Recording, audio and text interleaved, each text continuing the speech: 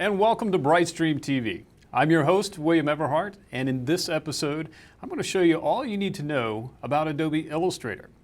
Now, this is going to be a sprint course, so we're going to take you from start to finish and create a project.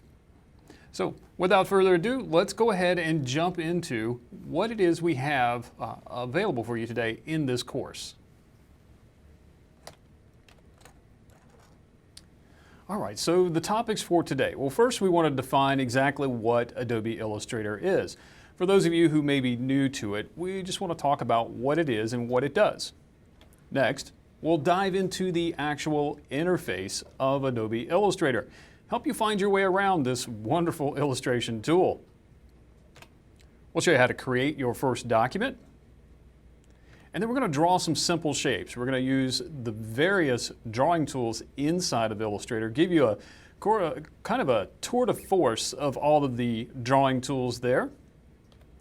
We're going to talk about color, how we can add colors to our documents, including things like custom colors like corporate colors. And no document is complete without a little bit of text, so we're going to talk about the nuances of text with reference to Adobe Illustrator. And then, of course, we're going to publish our content. Adobe Illustrator is not the final piece here, so we may need to publish our content to be used in other applications. All right, so you can see we have quite a bit of topics here to cover, and we're going to take you once again from start to finish. If you've never used Adobe Illustrator before, that's okay. This course is designed specifically for that need. Now, if you are an Illustrator user, you might want to stick around because there might be a few tips and tricks that you can pick up from this course. All right, well, let's go ahead and dive right in with our first chapter on understanding exactly what Adobe Illustrator is. So what exactly is Adobe Illustrator? Well, in a basic term, it is a vector drawing tool. Now, what is a vector and what is that reference to? Well, a vector is actually a mathematical calculation or a mathematical way to plot a line or a curve or a shape. So in this case with Adobe Illustrator, it uses this math to, say, describe a circle or a square or some other shape. Now, you may have heard of another Adobe tool called Adobe Photoshop. And this would be the exact opposite of a vector drawing tool. Photoshop uses pixels, little squares that are linked together to form the image or perhaps even graphic in this case. The downside to raster images, things like Photoshop, drawings, and then, of course, images, is that they are not infinitely scalable. So that causes an issue, but we don't have that issue with Illustrator. It's a vector drawing program. Now, Illustrator is used primarily for illustrations, drawings, and logo creation. It can also be used for some simple layouts. And as I mentioned earlier, the graphics that are created inside of Adobe Illustrator are infinitely scalable. That means I can draw a graphic at a smaller size and blow it up to the size of, say, a billboard, and there will be no loss of quality in the illustration. And of course, your files can be exported for various ways in which you intend to use it, maybe for print or for web and mobile.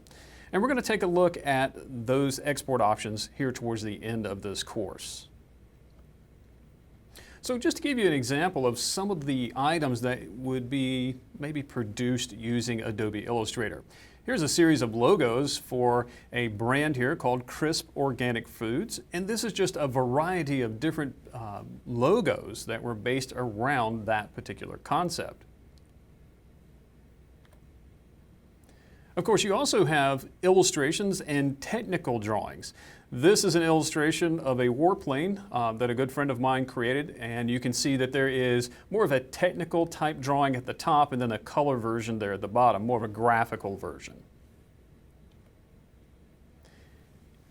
You can also use Illustrator to create simple layouts. Now, in this case, I'm showing some examples of a business card, both front and back, and then a mailer there on the right, once again, both front and back. So now with those simple layouts, I just wanted to expand upon that just a little bit more as to, well, where does Illustrator fit in? Now, a simple layout would be maybe a 1 or 2 page document. And I am reluctant to actually call it pages because Illustrator doesn't use pages. It uses artboards. And we're going to discuss that in an upcoming chapter, exactly what is an artboard. For now, you just need to keep in mind that Illustrator will keep or create artboards and not pages. It has no way of determining page 1, page 2, page 3. It has no pagination options, no bindery options. That's more along the lines of Adobe InDesign or maybe something like Microsoft Word. So if you need that type of thing, you need to create a report or you need to create a book or a magazine article, you're going to want to use something other than Adobe Illustrator. Now, if you need to create graphics for a said article or magazine or report, then Illustrator is your weapon of choice. So let's dive into Adobe Illustrator and take a look at the interface, the things that you'll be using, and find your way around in this wonderful tool. So before we actually open up Adobe Illustrator, we need to know where to find the tools that we need. That's going to be critical.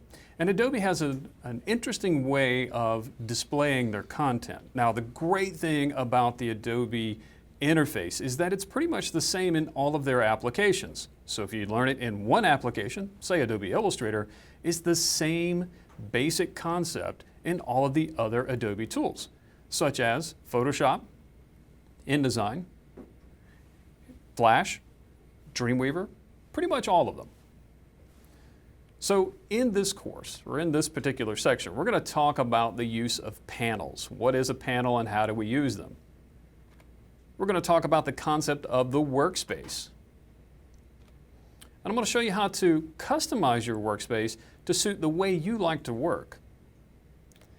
And then we'll wrap up by showing you how to select tools, even tools that are not immediately available to you. So I'm going to dive right on into Illustrator. Now, when you first launch Adobe Illustrator, you're going to get a splash screen, and then shortly after that, you're going to get this little welcome screen here. And this is one of the first things that we'll talk about. Across the top of the welcome screen, there are different little tabs here. There's a new features of getting started and tips and techniques, as well as a create tab. Now, for the most part during this course, we're going to be using the create tab here, but just to show you the other ones. If I click on new features, this is going to display some content based on the newest features of the latest version of Adobe Illustrator. And so there's a little bit of marketing going on here at the top, but then these are actual little tutorials or demonstrations on these new features. Similarly, you have a Getting Started section, more tutorials here, and then of course a Tips and Techniques.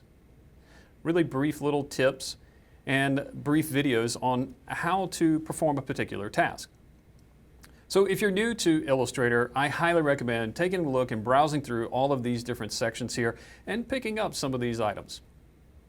Well, let's go ahead and I'm going to go back to the Create tab for just a moment. Now in this Create tab, as I said, we will spend most of our time here when we get to the welcome screen, because this is where we can create and or open our documents. And that's exactly what I'm going to do here. I'm going to open one of my finished documents here. So if you're following along or you would like to follow along, there is some lesson files that go along with this. You can download those. And then in this Create tab here, over on the right-hand side, there's an Open Recent. So it will remember the last 10 or so documents that I have created or worked with. And down here at the bottom, there is actually an Open command. So if I don't see my document here, I just click on the Open command, and then I can navigate to my lesson folder. Now just to follow along here, I'm going to open up Lesson 7. I'm just kind of jumping ahead here just a moment. And inside this folder, I have Lesson 7 Start, and I'm going to open it. So this is essentially the document that we're going to be creating. We're going to create that logo that you see there in the top left corner, and then we're going to fill out the business card and maybe this letterhead here as well, and do a few other little drawing techniques. But now I have a document open, and this is going to unlock the interface for us to fully explore it. So the first thing I might want to do is change the view of my document here. And so what I'm going to do is I'm going to go up to the View menu.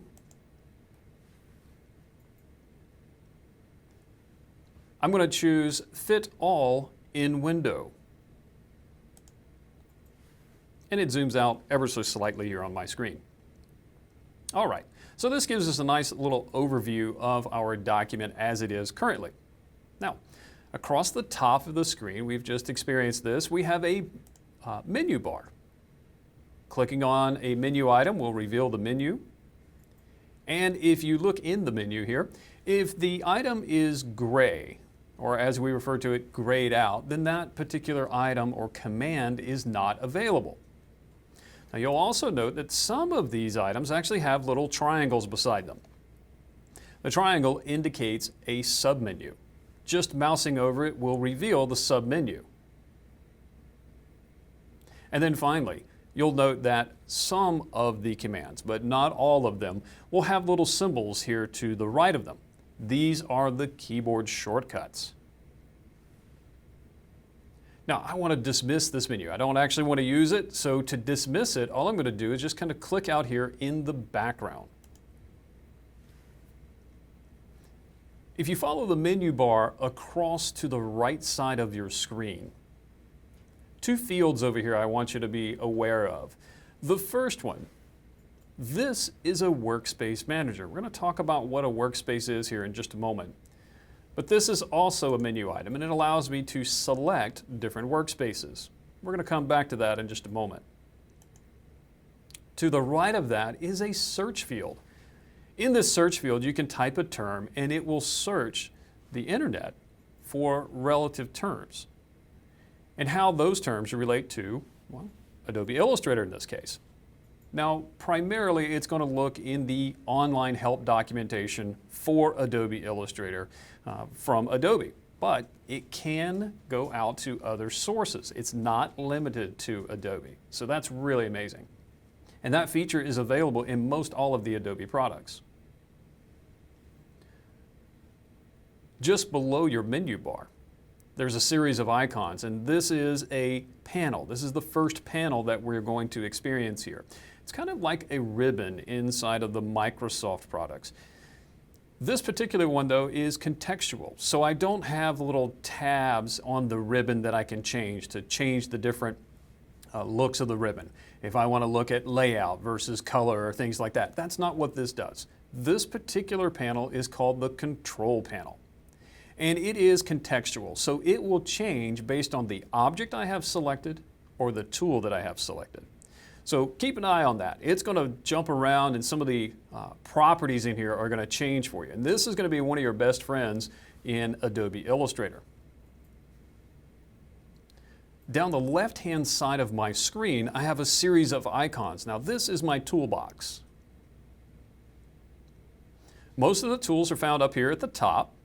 And then down here towards the bottom, I have a large white square in my case, and then a smaller black square here. Now these two represent the fill and stroke of a given object. So once I start drawing things and adding color to them, this is where I can see what colors are actually being applied to that object. So let's just say if I were to go out and select this triangle here, or this rectangle here at the bottom, you can see that it lights up, and here in the fill and stroke properties at the bottom of my tool panel is telling me that rectangle is filled with a yellow color, but it has no stroke. The red diagonal line indicates none. And a stroke, what is a stroke? Well, that's kind of like a frame or a border. So that's just the terminology that Adobe uses. Fill for the interior color, stroke for the border.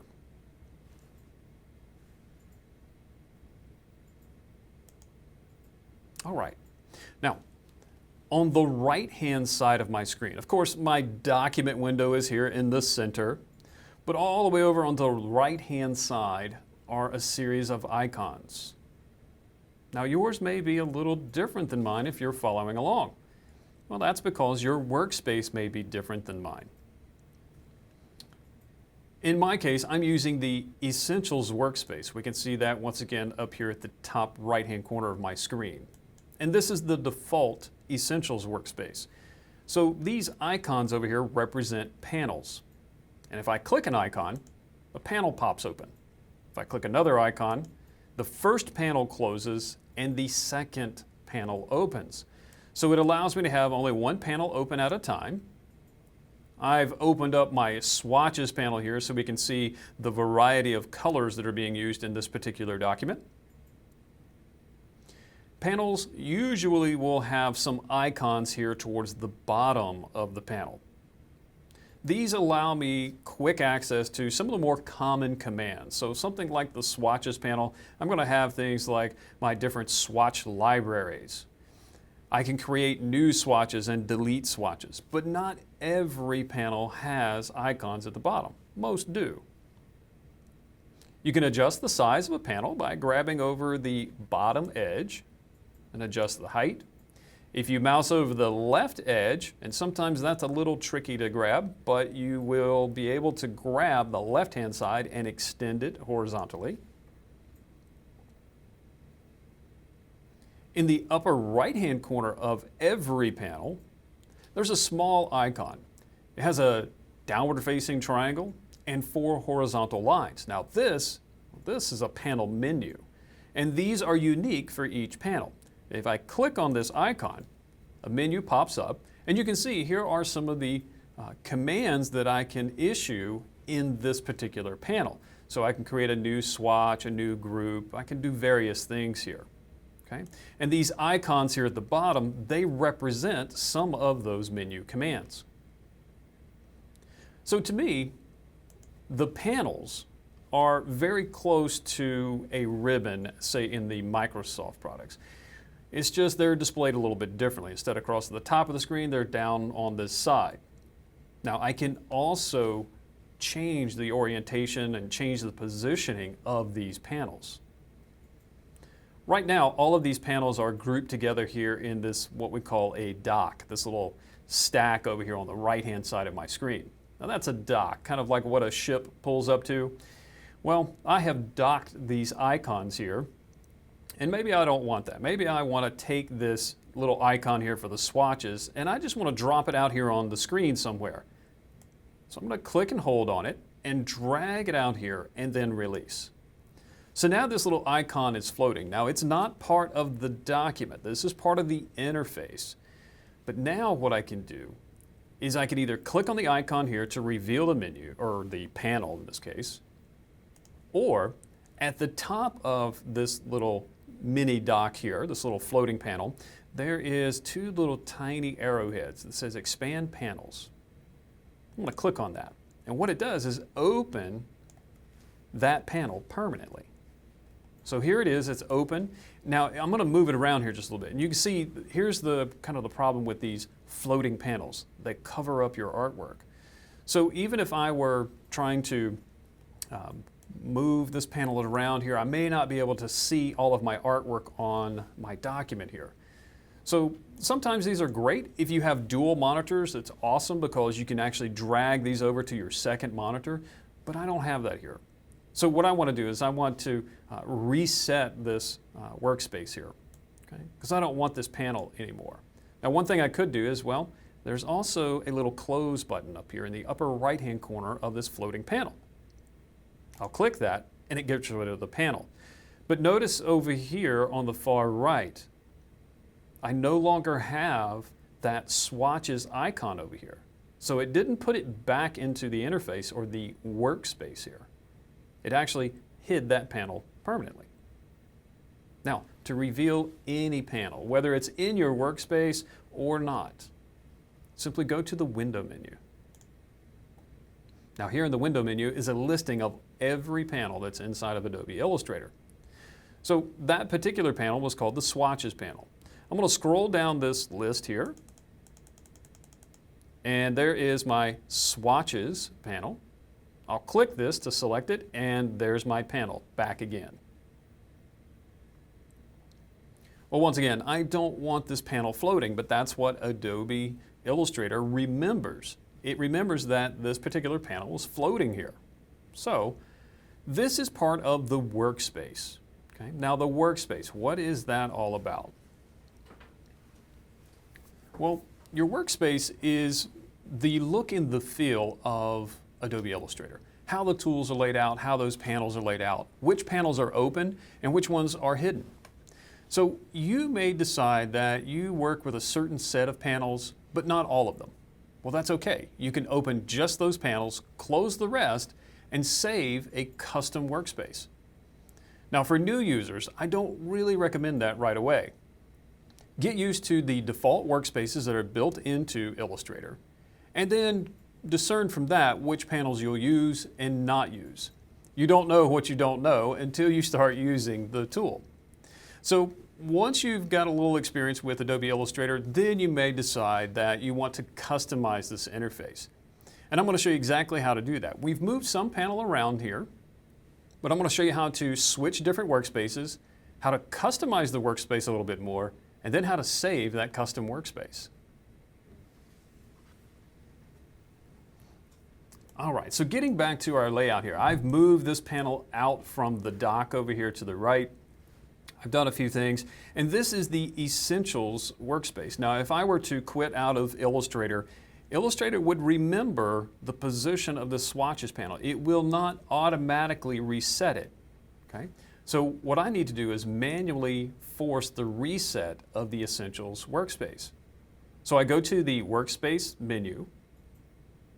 I drop down to this item here. It says Reset, and then the name of the workspace that I'm working in, which is Essentials.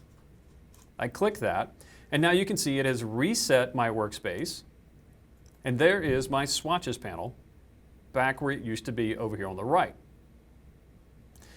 Now, another thing that you can do with the workspace. Currently, all of these icons or panels over here are in their icon mode. They're all collapsed. Well, that could be a little disheartening for some folks. So what I'm going to do is at the top of that dock, there's two tiny little icons here, just two little triangles, and they are pointing back to the left. It's called Expand Panels. I'm going to click on that. So what Illustrator has done now is taken those groups of panels and stacked them on top of each other now. And they are exposed or open. So now you can see there's my swatches panel. Here's a gradient panel. Up here at the top, I have little tabs beside the color panel called Color Guide. And if I click on those tabs, it will bring that particular panel forward. But in this way, I can have multiple panels open at the same time.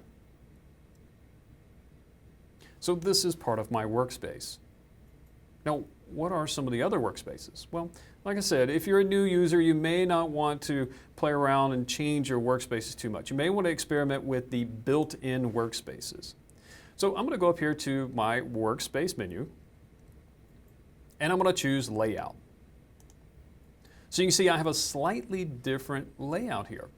This is a different set of panels. I have a dock that has a bunch of panels that are already open, and then I have a secondary dock. Notice this.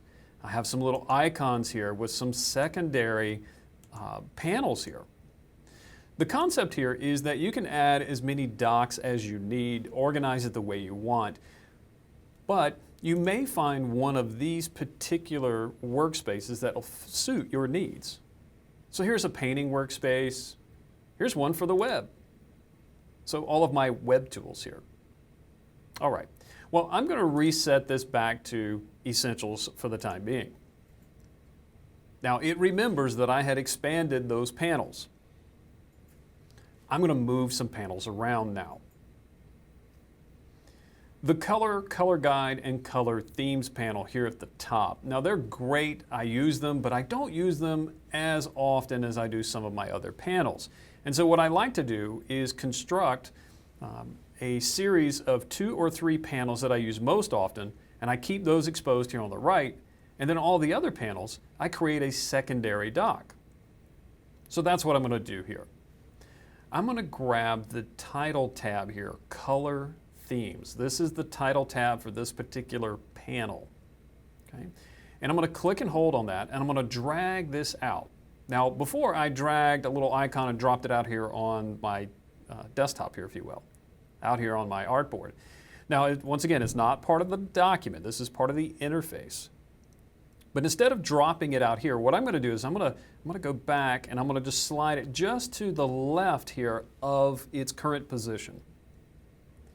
And what happens is when my cursor moves just outside of that panel dock, the panel that I'm moving, that Color Themes panel, right now you can see it, it's solid, but when I get right in here, that panel goes transparent and I get this little blue stripe running down the left-hand edge of my current dock. Now what's going to happen here is I'm going to release my mouse. And now I have created a secondary dock. Here is a dock that contains just this one panel. This panel is open, it's exposed, so it's taking up that entire space.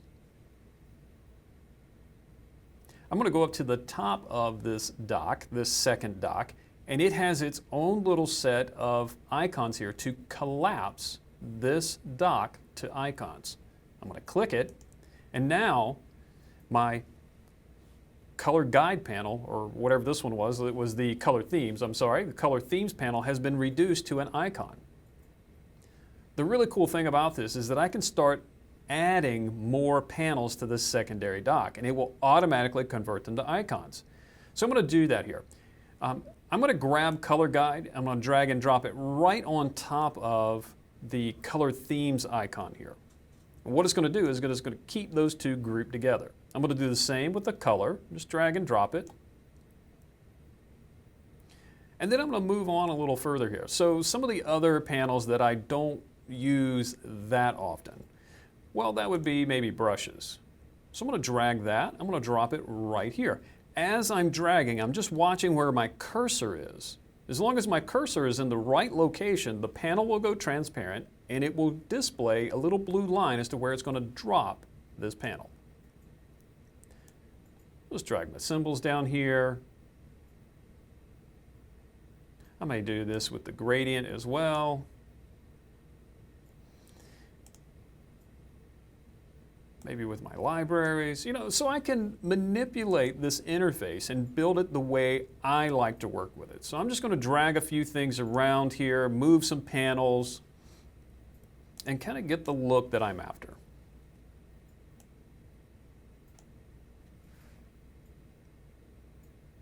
Now feel free to experiment with your own layout, your own workspace. But for now, I'm just moving a few things around, and I realize that might be a little quick for some of you, but it's really just a matter of dragging and dropping. Once you have a look that you're after, hey, I like this, I like the way this is laid out, this is how I'd like to work with it, and you'd like to save this workspace, go up to your Workspace Manager menu, this little Workspace menu up here. Towards the bottom of that menu, you'll see New Workspace. And now you can give it a name.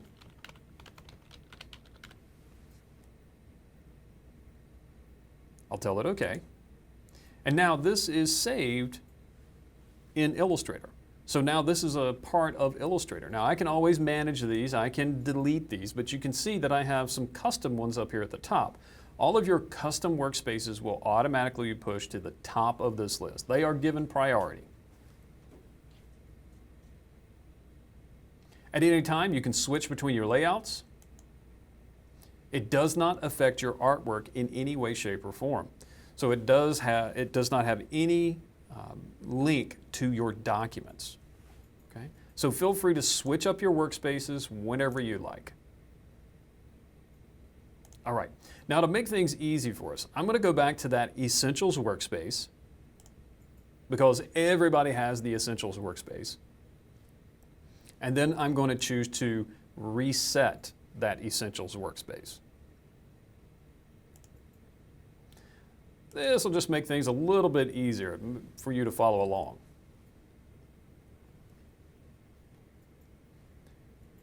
Now, A couple more things we need to cover before we move on. Now that we're kind of getting the lay of the land with the panels and how we can organize those, let's jump back over to the Tools panel for just a moment, because there are plenty of tools over there and some of them are hidden from view. So you need to know how to select those tools. All right, so over here on the left-hand side of my screen, I have all of my tool icons here. And if you pay close attention, these are actually categorized. There's little horizontal indentations every so often that kind of group or categorize these tools. Up here at the top, these are all selection tools. Below that are all of your shape and creation tools, all your drawing tools. Below that are your transform tools. And go a little further, here's some specialty tools here down at the bottom, and then some artboard tools. Okay? So we've got quite a variety of tools. To work with a tool, you simply select it. So what I'm going to do is I'm going to select the first tool here. I'm going to go down the left-hand side here, and I'm going to choose this one. It's called a rectangle tool. Okay? It's a shape tool. Now the way the tools work in most all of the Adobe products, but most assuredly here in Adobe Illustrator, is that you select a tool and you use it. Okay, so I'm just going to come out here on my artboard here. I'm going to click, hold, and drag, and it's going to draw a rectangle. I'm going to release the mouse, and there we have it. Now, notice this. Look at my tool panel. I still have the same rectangle tool selected. A lot of drawing applications, you will click and drag to create a drawing, and then it will default back to, say, like a default tool, like a selection tool or something. Adobe doesn't do that. So as long as you have that drawing tool, well, you just keep drawing. Every time you click and drag, you are drawing another shape. So be mindful of that. Once you select a tool, you continue to use that tool until you pick another one. So what if I want to choose a different tool now? Well, I just go over here to the toolbox and I select a different tool. In my case, I'm going to use that selection tool, which is the very first tool in the toolbox. Now this is the default selection tool, or the regular selection tool as it's sometimes referred. And what it does is you click on an object and it selects that object. Now I have several objects out here, several rectangles that I've created, and I want to click on more than one. As I click on them, you see it's selecting different ones. I click on the first one. If I click on another one, the first one's deselected, and now it's selected the second one. If I hold down the Shift key while I click with this selection tool, it will add to my selection. So now I've selected multiple objects. I'll hit the Delete key on my keyboard to remove those objects from my stage. Another way to make selections, and this can get a little tricky, so first-time users, this might be a little disorienting to you. If I start in an area that has no artwork whatsoever, and I click and hold and drag using the selection tool, it appears as though it's drawing a box. Well, it's not. It's actually making a selection of everything that's inside this particular area that's denoted by this little dotted line. So when I release my mouse right here, it has selected those two rectangles. Here's the problem that people run into. You have to start your selection. You have to start your drag in an area that has no artwork. If I were to start my drag here on this particular rectangle, this shape, I click and hold and start dragging, you see this tool not only selects but moves. So it's not selecting anymore. It has already made that selection and is moving it. So this is why I say you have to start in an area that has no objects, no artwork, click, hold, and drag, and then you can make a selection, and then I can delete. All right, so that's kind of the basic mechanics there of those tools.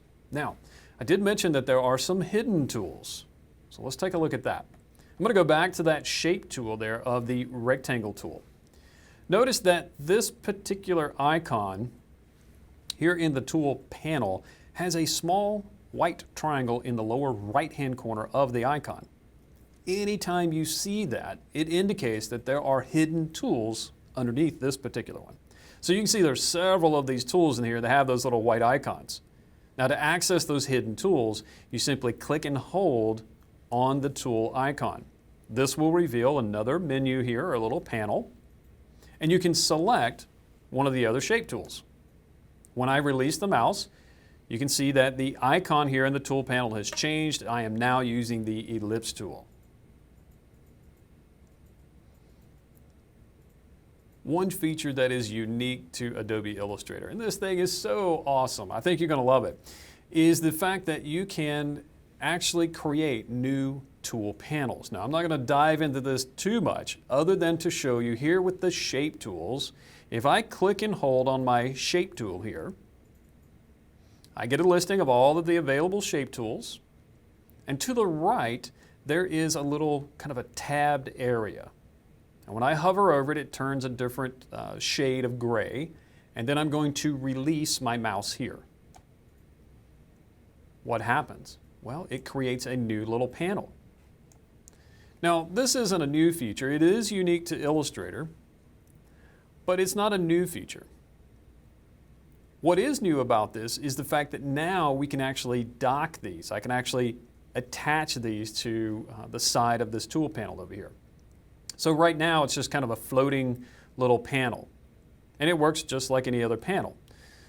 If I change it here, I have a collapse to icons mode here. This is what we assume is a collapse to icons. Well, it's already icons. So if I click on this, what it's going to do is just change the orientation of the icons. Now I have a vertical strip.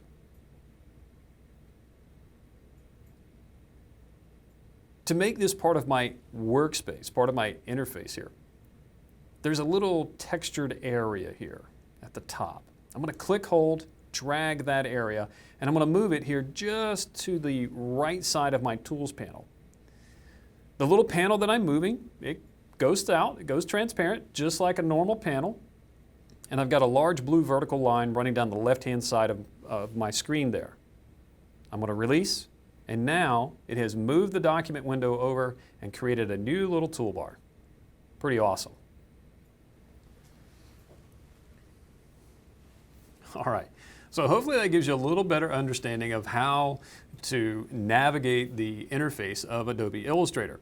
And as I mentioned before, if you learn this interface in this particular tool, it works pretty much the same in all of the Adobe tools. Now there will be some exceptions. Some of the video production tools, a little bit different interface. You still have panels, but when you move them around, you get slightly different looks. And then of course there's Adobe Acrobat Pro, which has always been a little bit of a different application altogether. So it doesn't work like this either, but it's a very simplified interface. All right, well now that we kind of know our way around the interface, let's take a look at creating a content and creating a new document. All right, so in this session we want to take a look at how do we create a new Illustrator document. What is involved with that? More importantly, I want to talk about the document presets. These are going to help you out tremendously. Once we've created our document, then I want to talk about the concept of artboards. This is going to be a really unique experience for you if you've never used Adobe Illustrator before. It's kind of like Pages, but not exactly. All right. So I'm going to dive back into Illustrator here, and I am going to close this particular document. Now, to close a document, top of the document window here, there is a little tab, and it tells me the document name. And one of the things I can see here is after the document name, there's a small little asterisk right there. I want you to pay attention to that. Anytime you see an asterisk like this in the document name, especially there at the end of it, well, that means this document has not been saved. Okay, so I've made some changes to the document, but I haven't saved this document. To the right of that, it's showing at 74%. That's the zoom percentage, and then it's giving me some more information that we'll talk about later. Here at the end of this little tab is an X. And so you probably guessed it, that is the close button for this document. Now it closes the document only. It leaves Illustrator open. So I'm going to click on that. And because I have the little asterisk there, I have an unsaved change. Illustrator's asking me, do I want to save these changes? And in this case, I do not, so I'll choose no. This is going to bring us back to our welcome screen. Now earlier we talked about the different little tabs here, but we're going to spend most of our time right here in the Create tab. We've seen how to open a document, and you can see here now that Lesson 7 Start, the document I just had open, is listed here in my Open Recent. On the left-hand side, I have a new category, so I can choose to create a new document. But wow, I've got a lot of choices here, so what do I choose? Well, that's really up to you. For our purposes here, we're going to choose Print Document. Now, once you make that choice, you're not stuck with it. Now, that's kind of cool. Maybe you change your mind. Oops, I accidentally hit the print document, but I really wanted a web document. Those presets are found right here. It's called a profile. I'll click the drop-down menu, and you can see here I can switch to web, devices, video and film, or basic RGB. So what do these profiles do for you? Okay. Well, I'm going to stick with the print profile for right now.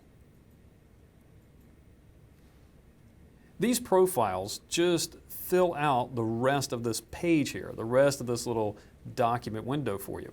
So they'll give me things like the sizes. So if I choose a different size here based on a print profile, it's going to limit the sizes to some of the more common page sizes or paper sizes because this is going to be printed.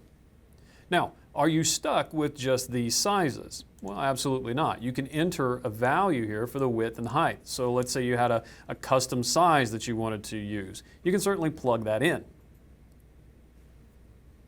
Notice that the width and height here, it's measured in this thing called PT. That's points. You say, well, I don't work in points. William, I work in inches or I work in metrics. Well, that's fine.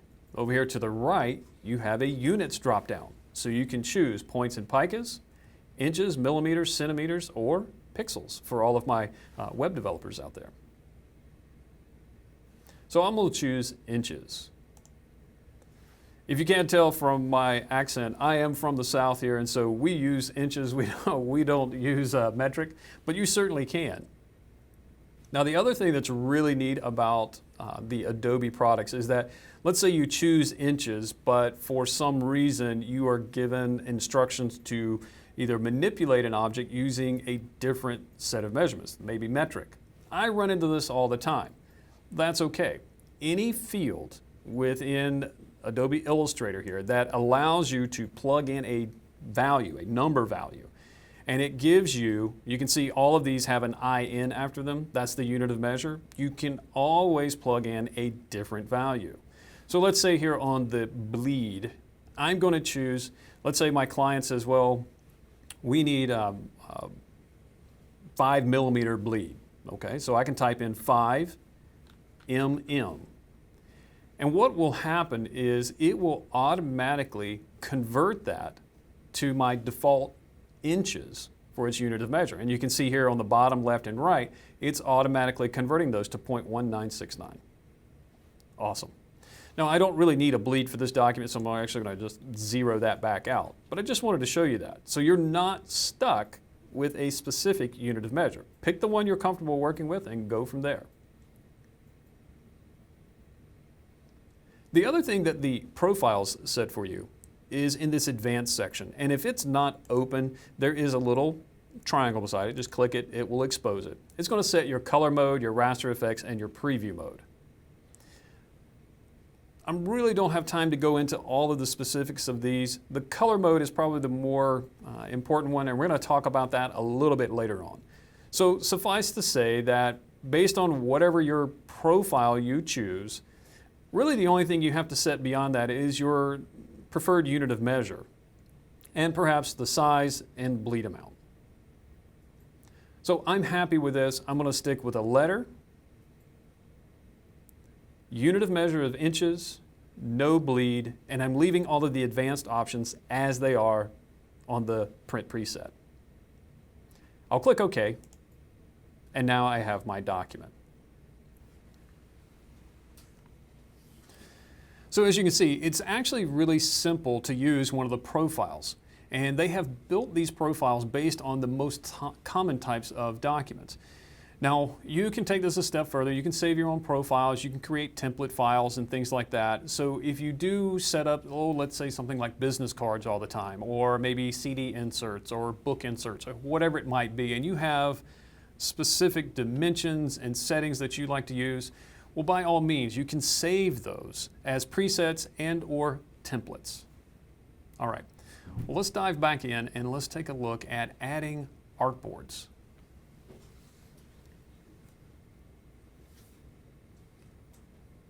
So first, I should perhaps define what an artboard is. Now you can see here on my screen, I have my first artboard. It's the letter size piece of paper.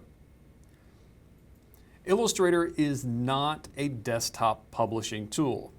Okay? Desktop publishing, that tends to indicate that there is some type of pagination going on. There is a page numbering system. There is a paging system of some sort. There's a left-hand and a right-hand page. And Illustrator really doesn't work that way. It is a drawing tool. Now, it's not to say that I can't create documents that have quote-unquote pages, but I don't use pages. I use artboards. And the really interesting thing about this is that the artboards can be different sizes. So let's say, for instance, this is our letter size page. Maybe this is going to be used for our standard letterhead. But I want to create an artboard so that I can also copy the graphics from this artboard onto, let's say, a business card. So to work with artboards, I'm going to open up my artboard panel. Now, it's part of the Essentials workspace. So if I look over here to the far right where all of my panels are, down here towards the bottom, this last icon, it's got two little rectangles sitting on top of each other. One's in vertical, one's horizontal. I'll click on that, and those are my artboards. Every new Illustrator document has at least one artboard. I want to add another artboard. Now I can do that from this panel here using the new artboard icon at the bottom, or I can use the artboard tool. And that's what I'm going to use. So I'm going to go over here to the left to my tool panel.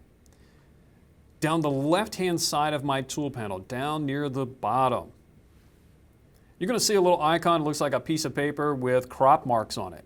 That is your artboard tool. So I'll click on it to select it. And now my view changes a little bit. Notice that the document that I'm working on, well, I can see that there are some crop marks on it. And they have these little dashed lines running around, and these little squares on it. These are transform handles here, okay? And I can actually pick up my artboard and move it around. That's what this tool does. It manipulates artboards. It also allows me to create new artboards.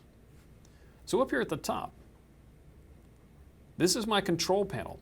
Notice how it's completely different now that I have a different tool. It's contextual. It's going to change on us. So I'm going to choose the new artboard icon here at the top.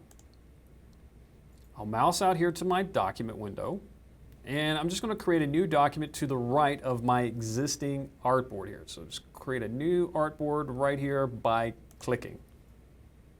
Well, it's the same exact size. It is using the preset of letter.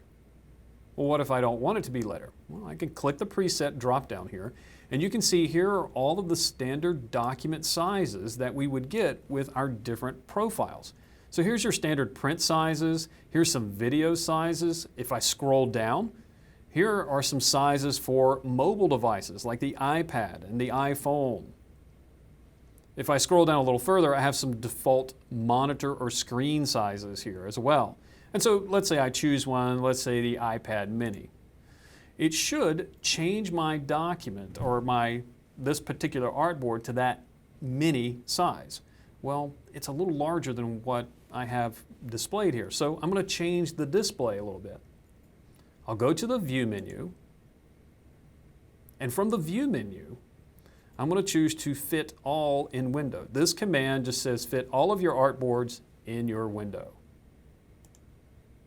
And so now we can see the iPad mini is actually much larger than a sheet of paper. And you say, well, wait a minute, how is that possible? It's a resolution thing, folks. I'm not going to get into that, but trust me, that's what that is.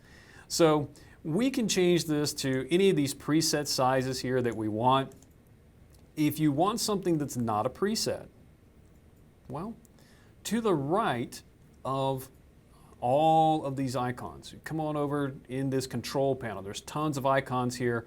We start to see things like X and Y and W and H, and these are little form fields that we can fill out.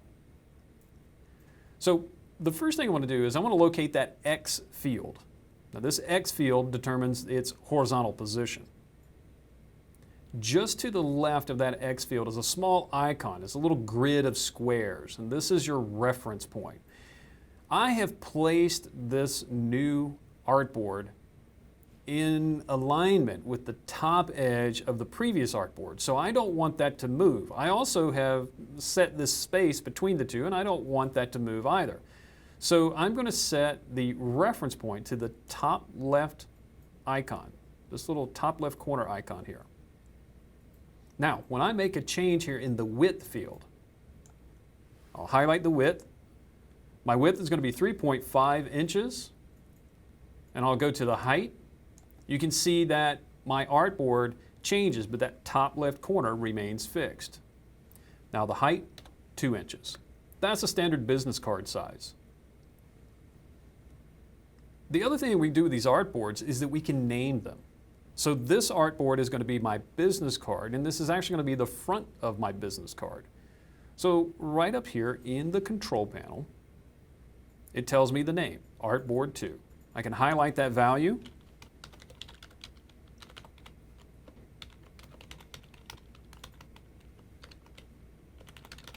Change the name, hit enter, and now that one is denoted as the business card front. Well, what about the back of the business card? Notice that my preset is set to custom now. It remembers this size of this active artboard. So if I click the new artboard button again, look at that. I've got a business card for the back. So I can call this business card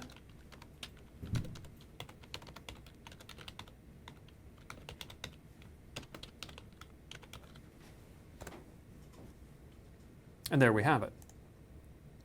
Now I'm going to switch tools. I'm going to switch back to the regular selection tool, and now I can't move my artboards around. Okay, so now they're locked in position. But just note that if you need to edit your artboards, you can use the Artboard tool. The moment you select it, your artboards become active. You can click on them, you can move them, you can resize, you can delete them, rename them, whatever it is you want to do.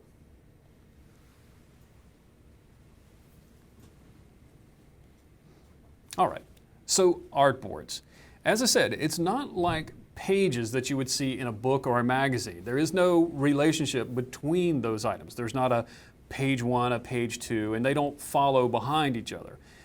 You can have any orientation that you want, any size that you want, but when you output this particular document, you will be asked which artboard you want to produce. You can produce one or all, or a specific range.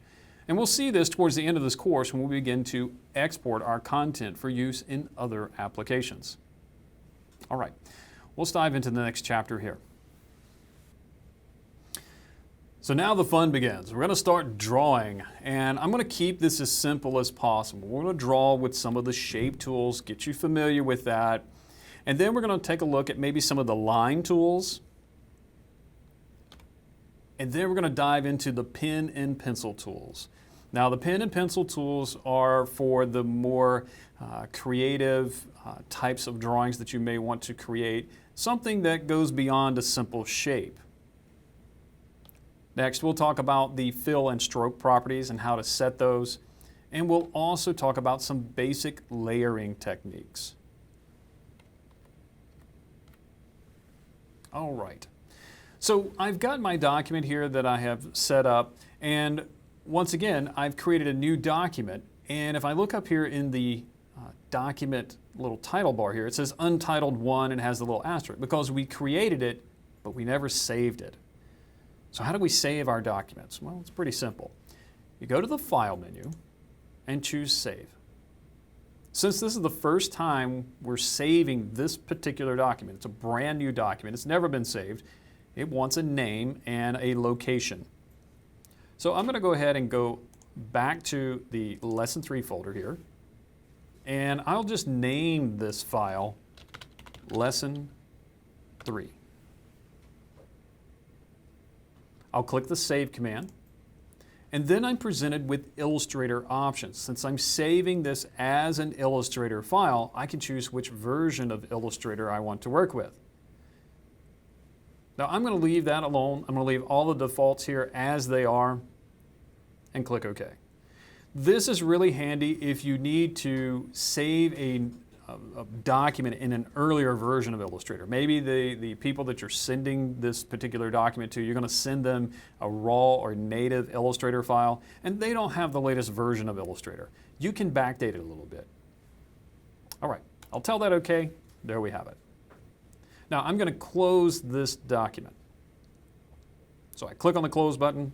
There we go. We're back to our welcome screen. Now I've done this so that the folks that are following along, maybe you didn't create your document exactly like I did, you didn't add as many artboards, or maybe you did different artboards. Totally okay.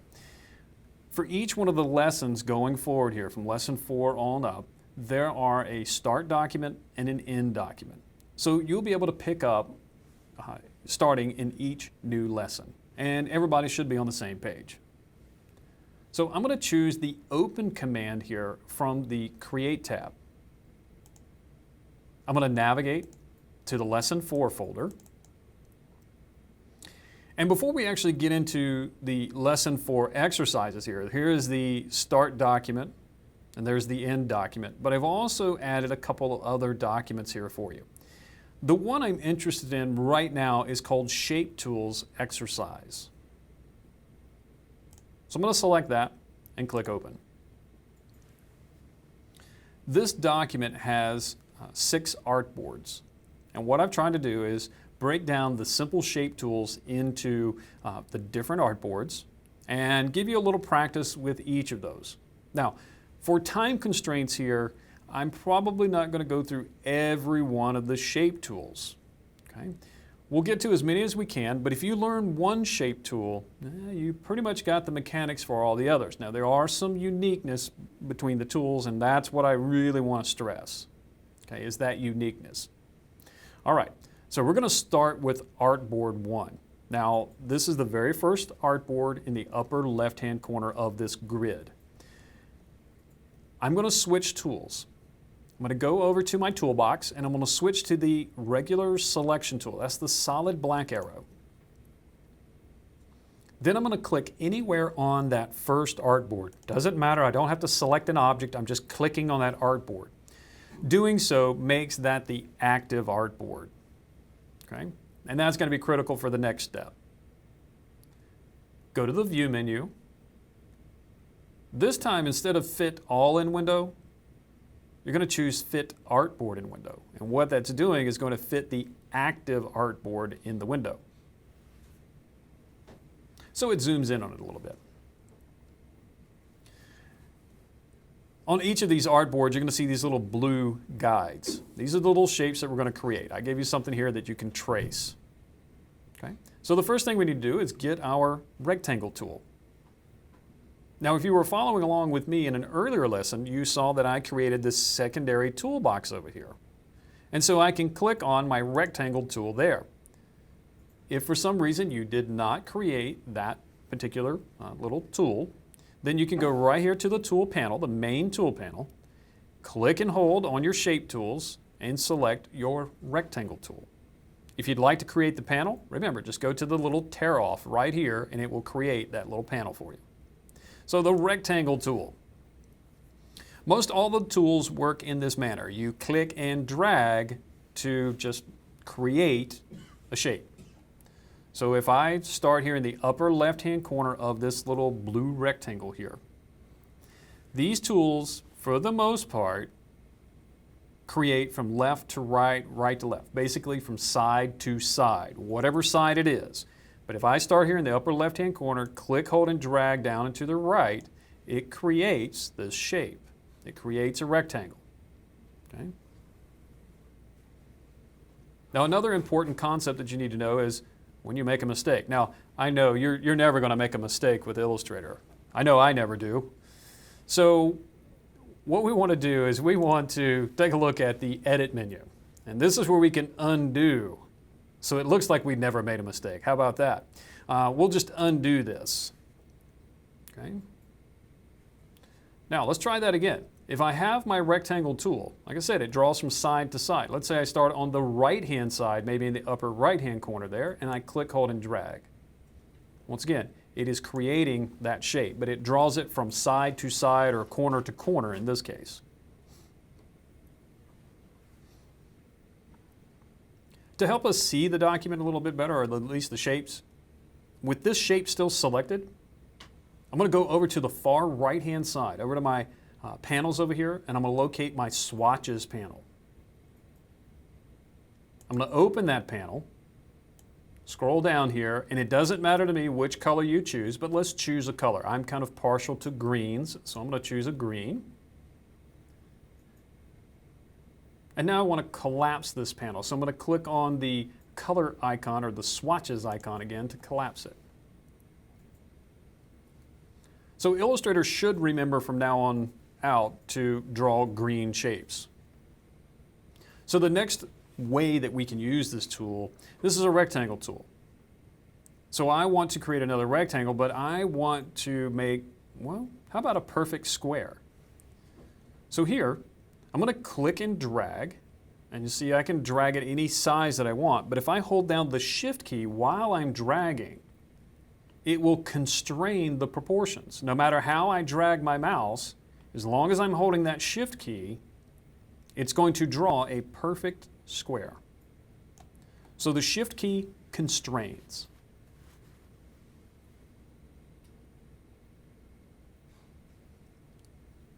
The last thing we'll do with this particular tool is instead of clicking and dragging, so clicking and dragging gives you more of a free-form sizing. Now you can always manipulate the size of your shapes later, but as you're drawing, it just allows you to just kind of draw free-form and just draw whatever size and shape you want. What if you need a specific size? Okay. Down here at the very bottom, I want a rectangle that's 6 inches wide and 1 inch tall. Instead of clicking and dragging, I'm going to click in the upper left-hand corner of where I want this item positioned. For the width, I just plug in the value I want. For the height, I plug in the value that I want there, and I click OK. And it creates the rectangle exactly the dimensions I want and right where I had clicked the mouse. That is always going to be the upper left-hand corner. All right, so those are the basic concepts of drawing with the Shape tool, okay? And it really doesn't matter which shape tool you're working with. Most all of those shape tools work in that manner. Now, there are some exceptions, and we're going to take a look at those. But if you just want to free-form draw a shape, click and drag. If you need to constrain that shape to, say, a perfect circle or a perfect rectangle or a perfect rotation on some of these, you're going to hold the Shift key. That's going to constrain. The important thing is when you're using the Shift key or any of the other modifier keys is that you, once you hold down that Shift key, you release the mouse to stop drawing before you release the Shift key. All right, so let's dive in and let's take a look at some of the other shape tools. We're going to go a little bit faster this time so we can get through all of these shape tools. Okay, so next I want to take a look at Artboard 2. Now there's different ways that you can navigate your artboards. One of the easiest ways is to use the Hand tool. So over here on the left-hand side of my screen, you remember where we found the Artboard tool down there near the bottom of the Tools panel? Well, right below it is a Hand tool. I'm going to click on that tool, and now I'm going to click and drag. I'm going to click right here between these first two artboards, and I'm going to drag to the left. Now I'm not moving the artboards, I'm simply panning or scrolling to the right.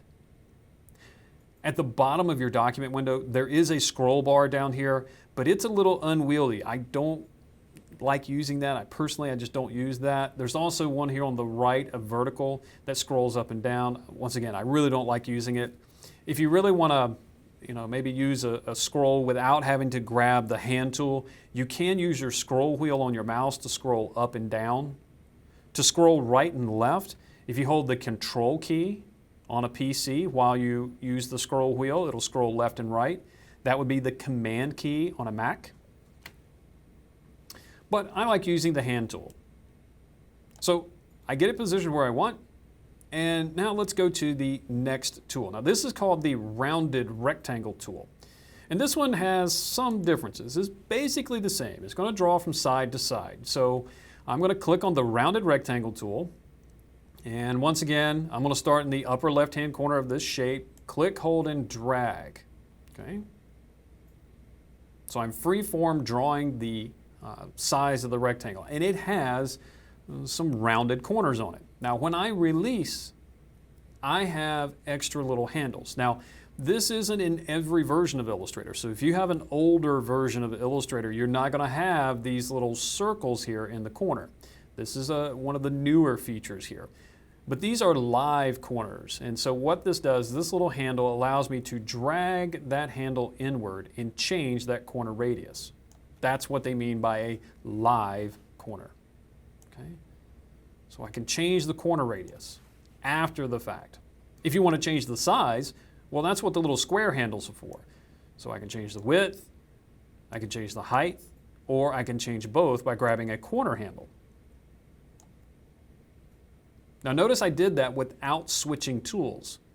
You can manipulate these handles without switching to, say, the Select tool. You just have to be sure that you're right over those handles. All right. Well, just like before, if I hold down the Shift key and I click and drag, I can draw a perfect square with rounded corners. Okay. One of the other things that I can do is as I'm dragging, so I've just created this one, perfect square, right beside it, I'm going to click, hold, and start dragging. And let's just say that for giggles, I wanted to change the corner radius while I'm drawing. Now this is one of the unique features for this tool. Now a couple of the other ones have something similar. But if I am dragging with this tool and I don't release the mouse, if I tap the up arrow key on my keyboard, you see it rounds those corners. It increases the corner radius. If I hit the down arrow key, it's going to reduce that corner radius. So tapping it up several times or down several times will allow you to change that corner radius. Very cool. Well, just like before with the rectangle tool, if you just click with the rectangle tool, the rounded rectangle tool, you are given the ability to add a width, a height, and because it's a rounded rectangle, you can actually add a corner radius. Nice. Well, let's push on here. I'm going to slide over here to the right a little bit, and let's take a look at the next tool. This is the ellipse tool. It draws circles. So I'm going to go over and I'm going to grab my ellipse tool. Now let's say this little guide here, I'm basically wanting to trace this shape. I see a lot of people doing this. They go, oh, well, these tools draw from left to right, so I can just kind of start right here on this top left corner edge here and drag to the right. Well, nope, that's not how this works. You see, it's much smaller. Why didn't it draw, up to here? Well, that's just the way Illustrator works with this particular tool. What you have to do is kind of project the top left corner. Imagine a bounding box, okay? An outermost bounds. And so what I've done for you in these documents is I've put a little X out here for some of these. And if I just mouse over that little X, this is roughly where I want to start. If I click, hold, and drag, there you go. You can create your little oval shapes. If you hold the Shift key while you drag, you create a perfect circle. If you hold down the Alt or Option key while you drag. Instead of drawing from side to side, I'm going to hold down my Alt key because I'm working on a PC here. And if I start in the center, I can draw from the center of the shape. And I can draw an ellipse, or if I include the Shift key, so I'm holding Alt and Shift, I can draw a perfect circle, but it draws it from the center point.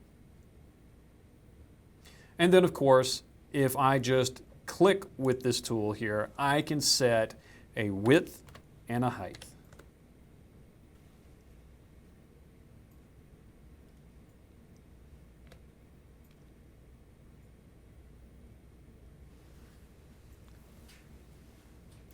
Okay, so there are some of the basic shapes. Now, the next set of shapes here are going to get a little more complicated.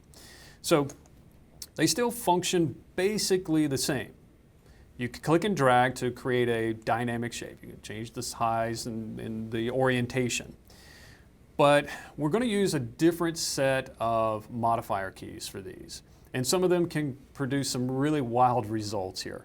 So let's dive into the polygon and star tools.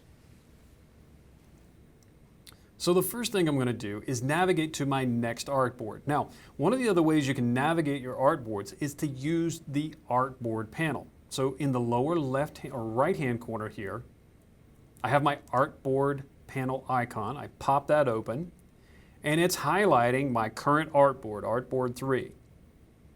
Below that is Artboard 4, and in the very first column it just has the number 4. I'm going to double click on that first column, number 4.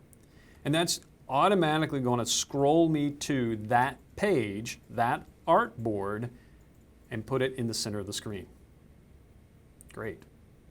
So the polygon tool. Let's go over, grab our polygon tool. This tool does not draw from side to side. It always draws from the center. So I'm going to start here in the center, click and drag, and I'm allowed to create a shape.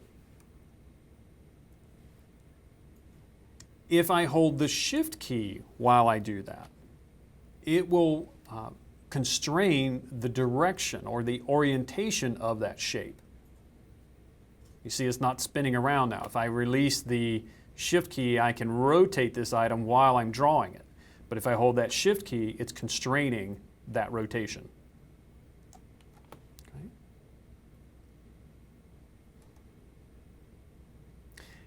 If I just click on the page, I'm allowed to choose a radius. So I'm going to choose a 1-inch radius, and I can choose the number of sides in my polygon. The default is going to be 6, but let's say we increase it to 12. Click OK. There you have it. One last thing here is changing the number of sides dynamically. So what I'm going to do is I'm going to start right here at the bottom. I put a little X down there for you. And if I click and drag out, it's remembering those 12 sides that I entered last time. But as long as I don't release the mouse, I can hit the down arrow key on my keyboard and start removing sides. You can go all the way down to a triangle and up as high as you want. The next time you draw with this tool, it will remember the number of sides. So you just simply increase the number of sides or decrease.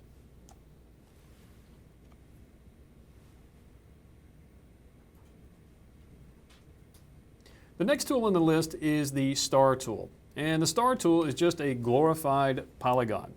So I'm going to go over and I'm going to grab the star tool. And it works very much like the polygon tool. It draws from the center. So I'll start here in the center, click, hold, and drag out, create a star. By default, it is, 5 points. If I click and drag and I hold the Shift key, it will constrain, once again, the orientation. So you see it won't let me rotate my star. If I just click on the page, I get 2 radiuses. I have an outer radius, which I'm going to set to 1, and an inner radius, which I'm going to set to 0.75, and then the number of points. I'm going to set that to 15. So what is this? Well, the outer radius is the outermost points. The inner radius are these inner points. I'll click OK. We get a nice little starburst there. Here's where things start to go a little awry with the star tool. It's a lot of fun once you understand the keyboard combinations, but at first it gets a little crazy. So the first one here is going to be adding points to your star dynamically. Now this works just like the other, like the polygon tool and the rounded rectangle. If you click and begin to drag, but don't release the mouse, tap the up arrow key to add more points, down arrow key to reduce the number of points. Okay. Simple enough so far. But what if I wanted to change the length of those points? Now we did this earlier when we clicked on the page and we set a radius for the outer and inner. How can I do that dynamically? Well, I'm going to start here, click, hold, and drag out. And then I'm going to hold down on a PC the Control key. That'd be the Command key on a Mac. And if I drag further out, my spikes get longer. If I drag back towards the center, my spikes get shorter. Just like the polygon tool, it will remember these settings. So it will remember that difference between radius 1 and radius 2. So no matter how big I draw the next star, I'm going to draw a really big one here, it is remembering that ratio from radius 1 to radius 2. So I get these little stubby star points here.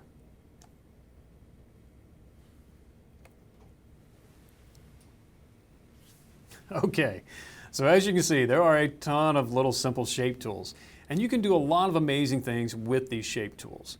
Now you say, well, William, I need to draw more than just stars and polygons and circles and things like that, simple shapes. Well, keep in mind that you can combine these shapes together as well. Now that's a little bit of a deeper topic, and we'll pick that up in another session. But for now, I want you to just get comfortable with using those shape tools. If you click, what happens? If you click and drag, what happens? If you use a modifier key like the Shift or the Command key, what happens? Get familiar with that. All right. Next, we want to take a look at some of the line tools. There's several different line tools here. Honestly, I don't use all of them to their full potential. There's some really interesting stuff out there, and I'm sure something will fit your particular needs. So let's take a look at all of the line segment tools and the other line tools that we have available. All right, so just moving across here, the last little artboard that we have. So at the top here, the first command here is to click and drag with a line segment tool. All right, well first let's find that line segment tool. In your main toolbar, locate your star tool. If you go to the right and then up, there should be the line segment tool. It looks like a forward slash. Okay. This tool draws lines, hence the name. But it draws line segments, so it draws one line at a time. The lines are not connected. Okay? So if you click and drag, you can drag in any direction. It will always be a straight line, but you can drag to set the specific length. So a little more creative there. What if you need a line that is a specific length and a specific angle? Well, instead of dragging with the tool, simply click. Now you can set the length and you can set the angle. The really neat thing about the little angle here is that it will show you this little watch dial. So it'll almost show you exactly what that angle is. So I want it to go out to the right. So I'm going to set the angle at 0. I click OK, and now it has drawn a little line segment. Okay. If you click and hold and you start dragging, you can see that you can drag in any direction. If you hold the Shift key while you're dragging, it's going to constrain, right? Because that's what the Shift key does. Yes. In this case, it's constraining the angle of the line. And those angles are going to be set on 45 degrees.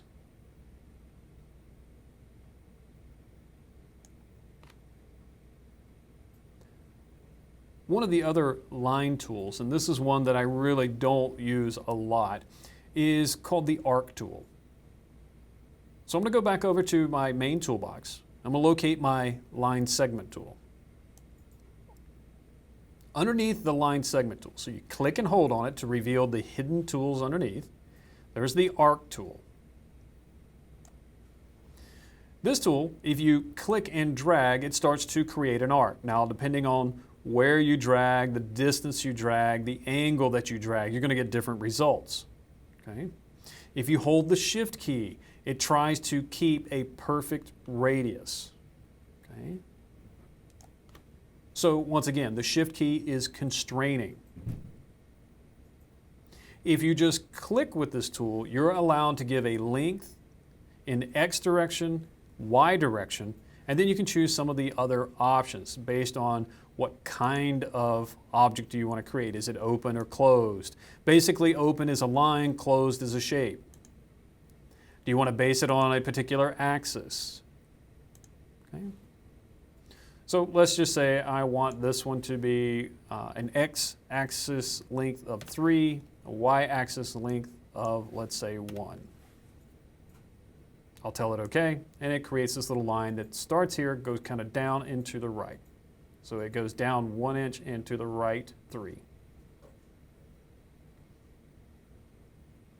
Let's go back over to the line tools over here. And underneath the Arc tool is the Spiral tool. So with this tool, if you click and drag, it starts creating a spiral. The further you drag, the larger it gets. Okay? If you rotate your mouse as you go, just kind of move it in different directions here, it will spin the little shape around, okay? Spinning on that center axis there. If you just click with this tool, you can set a radius and a decay. What is the rate of decay? So I'm going to change this up a little bit. I'm going to set it at 1 inch radius with a decay of 50%. You can also set the number of segments.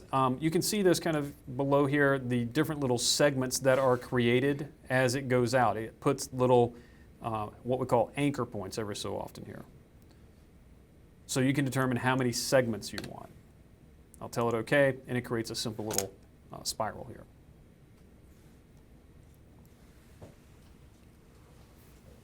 Okay, so that's the rundown of all the basic shape tools and the line tools. Now there are a couple other tools underneath the line segment tool, and those get into grids, and that's a little more than what we want to cover here, but basically it creates either a rectangular grid or a circular grid. Now, what do we want to do next? Well, we still haven't gotten into the drawing aspect of it here, but we do want to talk about the pen and pencil tools.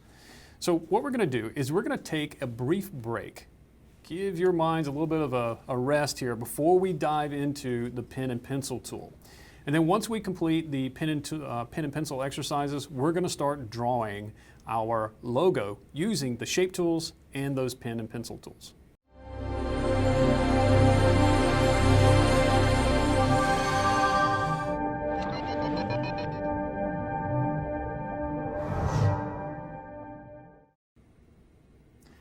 Welcome back, everyone. Once again, my name is William Everhart, and we are right smack dab in the middle of Adobe Illustrator, the Sprint course. So up to this point, we have seen how to create a new document, we've navigated around the Adobe Interface, and we've used several of the shape tools. So now we're going to continue our lesson with the pen and pencil tools. Now these are for creating, well, not so standard shapes. So things that don't fit into the square peg or the round hole type of thing. There is a distinct difference between the pen and the pencil tool. The pen tool is a little more like, well, kind of like a drafting tool. It does have some limitations, or you can apply some limitations to it as far as constraining directions and creating smooth curves. The pencil tool is truly just a creative free-form tool. depending on your mouse movement, or in my case, a stylus movement, it is going to create a different line. It's a much more hand-drawn look. Okay? So a lot of folks who have used Illustrator in the past, when I mention the pen tool, they either love it or they hate it. And it is, I will admit, a little frustrating to get used to at first. But I've hopefully designed a little course here that will help you get over some of those frustrations. And if you're new to it, well, then I hope it's going to help you just go past those frustrations and learn how to use this tool effectively. The key to it is just paying attention to your mouse cursor. Now, for the pen tool, I'm going to continue to use the mouse. And then I'm going to come back and I want to talk to you a little bit about this little device I have in front of me when we go to the pencil tool. All right? So let's dive back into our illustration and take a look at the pen tool. So here we have our Shape Tools exercise file. Now I'm going to close this. I'm not going to save it. You certainly can if you'd like, but I'm not going to save that. And we're going to open up another Illustrator file. Now, I've been using the welcome screen here, and I like to use it a lot for opening files and creating new files, of course, but there is another way to do it. Let's say, for instance, you had closed this welcome screen, or perhaps it just didn't come up for some reason. You can always use the File menu. Here, you can create new documents, or you can open existing ones. So from the File menu, I'm going to choose Open. Here in the Lesson 4 folder, I have a pen tool exercise. So I'm going to select that and open it up. Now this document is a little bit larger than some of the other ones that we've been using, and so right now it's very difficult to read. So we're going to zoom in on this document. Now to zoom in on a document, there is a zoom tool. There are also some zoom commands. So first I'm going to talk about the zoom commands. You will find those underneath the View menu. Now we used this before. The Fit All in window and Fit Artboard in window, those are zoom commands, but you also have basic commands such as zoom in and zoom out. So if you choose something like a zoom in, it will zoom in a preset distance on your document. Now you can continue to do that if you'd like, or you can use the zoom tool, which is what I'm going to show you next. Go to your Tools panel. There towards the bottom, locate the Hand tool, and right next door to it is a little magnifying glass. This is your zoom tool.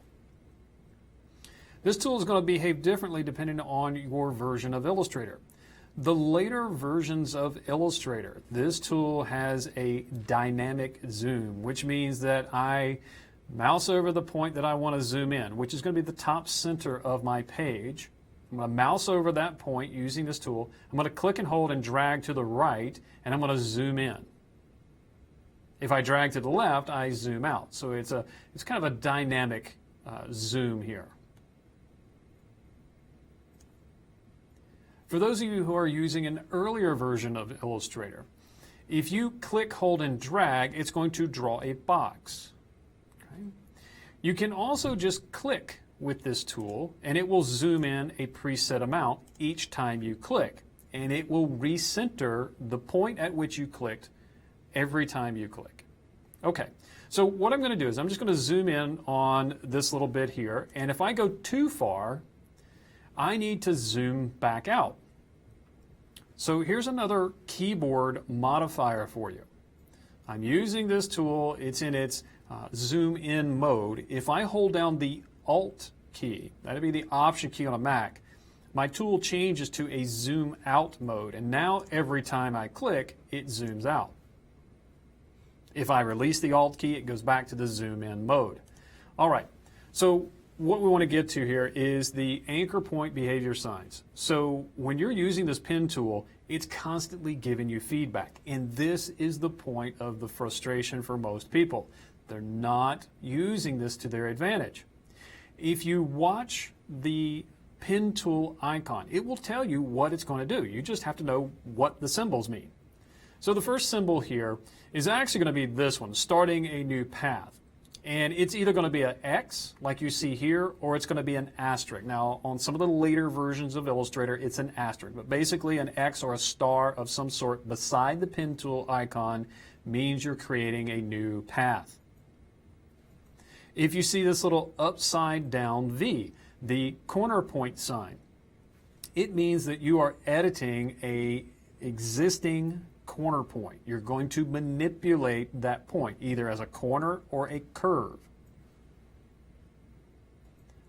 If I just move over here to the right, I'm just going to scroll to the right a little bit to see more of these behaviors.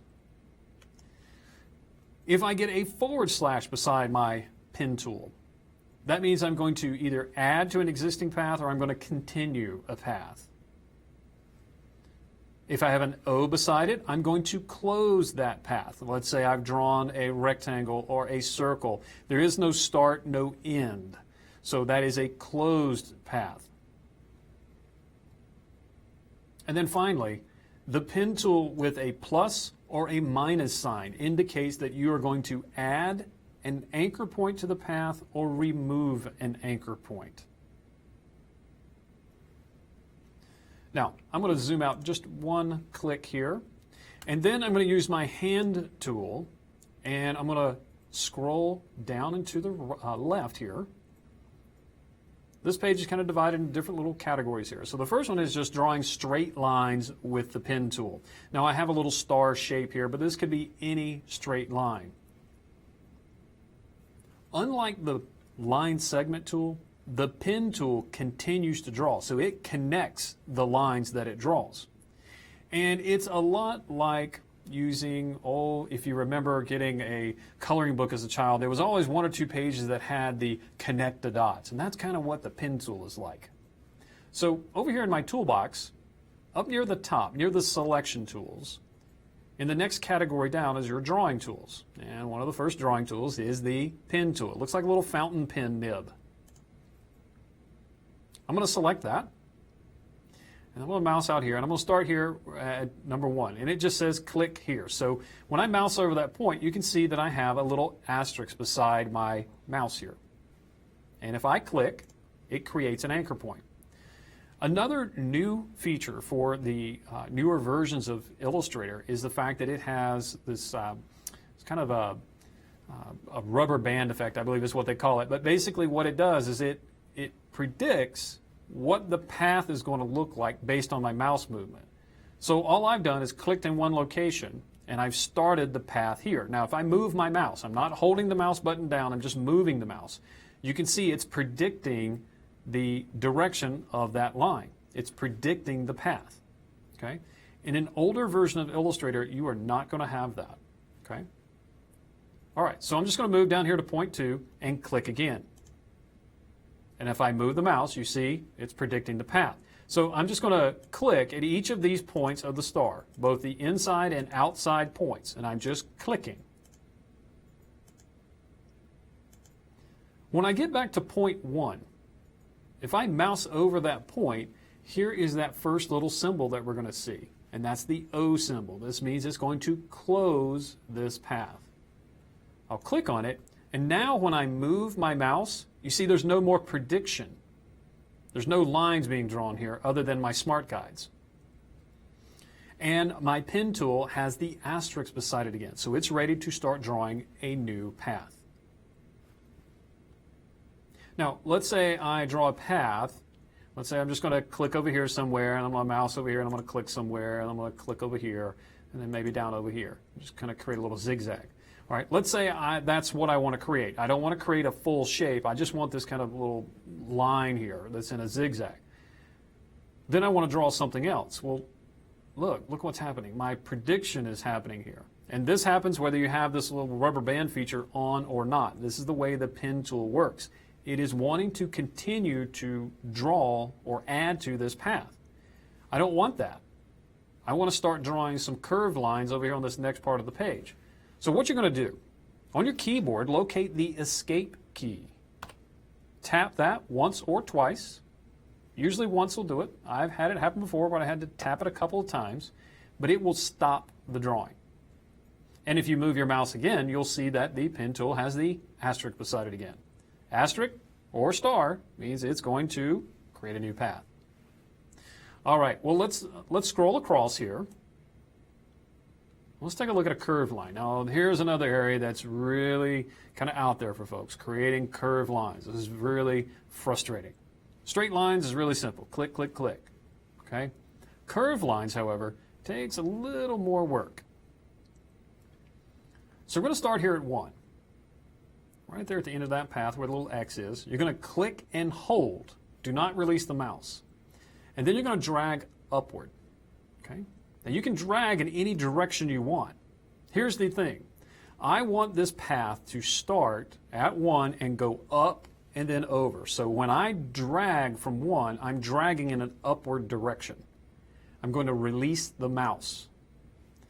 So what we see here is a straight vertical line. In the center is a little square, and at the end of that line, both top and bottom, little circles. Those circles, those are handles. Okay, that is not the path. That straight vertical line is not the path. Those are the two handles. Handles will change or manipulate the angle and the depth of your curve. Now, once again, I have this rubber band feature turned on, so it's predicting my path shape. So you can see that it is starting to bend this path. It's drawing a curve. Now, I'm going to mouse over here to the next point. This time, I'm going to click and hold, and I'm going to drag down because the path is going to continue in a downward direction. Okay? If I had dragged up, you'd see I create this weird kind of flat S curve. Not really what I want. Okay?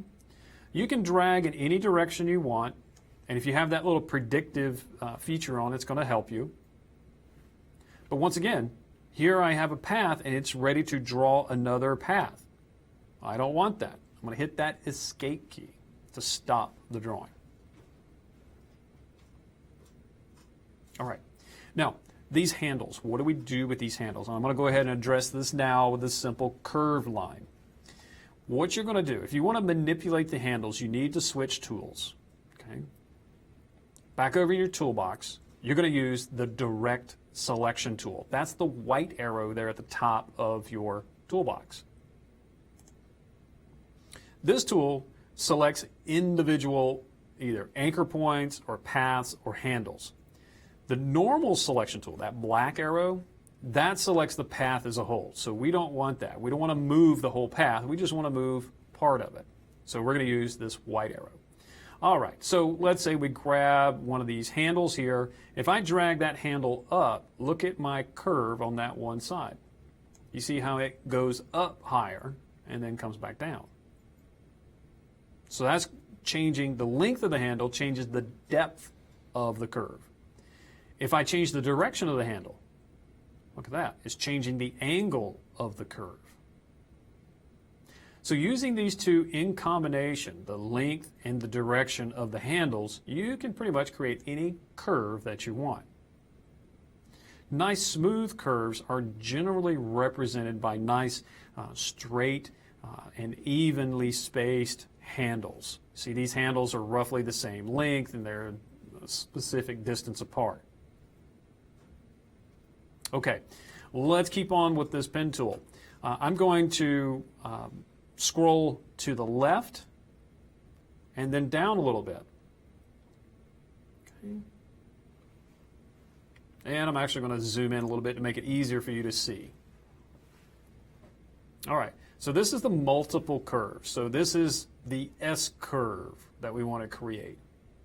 And notice that it's nice and smooth. It's not real sharp and angular. It's really smooth. So with this, you're going to grab your pen tool. You're going to start here at 1. You're going to press and hold. So click and hold. And then drag up to 2. Release.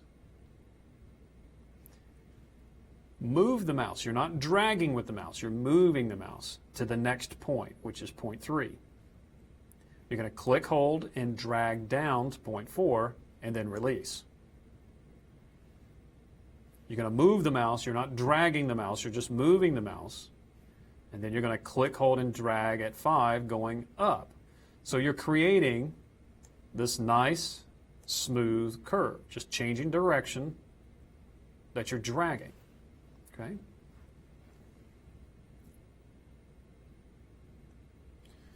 Once we start creating these curves, Illustrator is doing something a little weird here. I don't know if you can see this perhaps on my screen. I don't know if you can see it on your screen, but you should be able to see it on mine. Notice how step 3, the instructions, well, they're not there anymore. It's like getting cut off. What's happening here is even though this is just a line, it is not a closed path. Illustrator is treating these curves as if they have a fill. They actually have an interior. Okay? I can see this, not only the effect of it here, but if I look over here in my tools panel here at the bottom, the fill color is white. So I don't want that behavior. Here at the bottom of the tools panel, I'm going to click once on this little white box just to make sure that my fill is in front of my stroke. See, they're stacked on top of each other. And then right below that, there's 3 little icons. The icon on the right is a white box with a red line through it. Click on that to remove the fill property. Now you have a colored line, but no fill in those curves. Well, once again, this pen tool is still wanting to continue with this path. It's wanting to keep drawing. So I'm going to hit the escape key because I'm finished drawing that particular path. I'm going to scroll across to the right.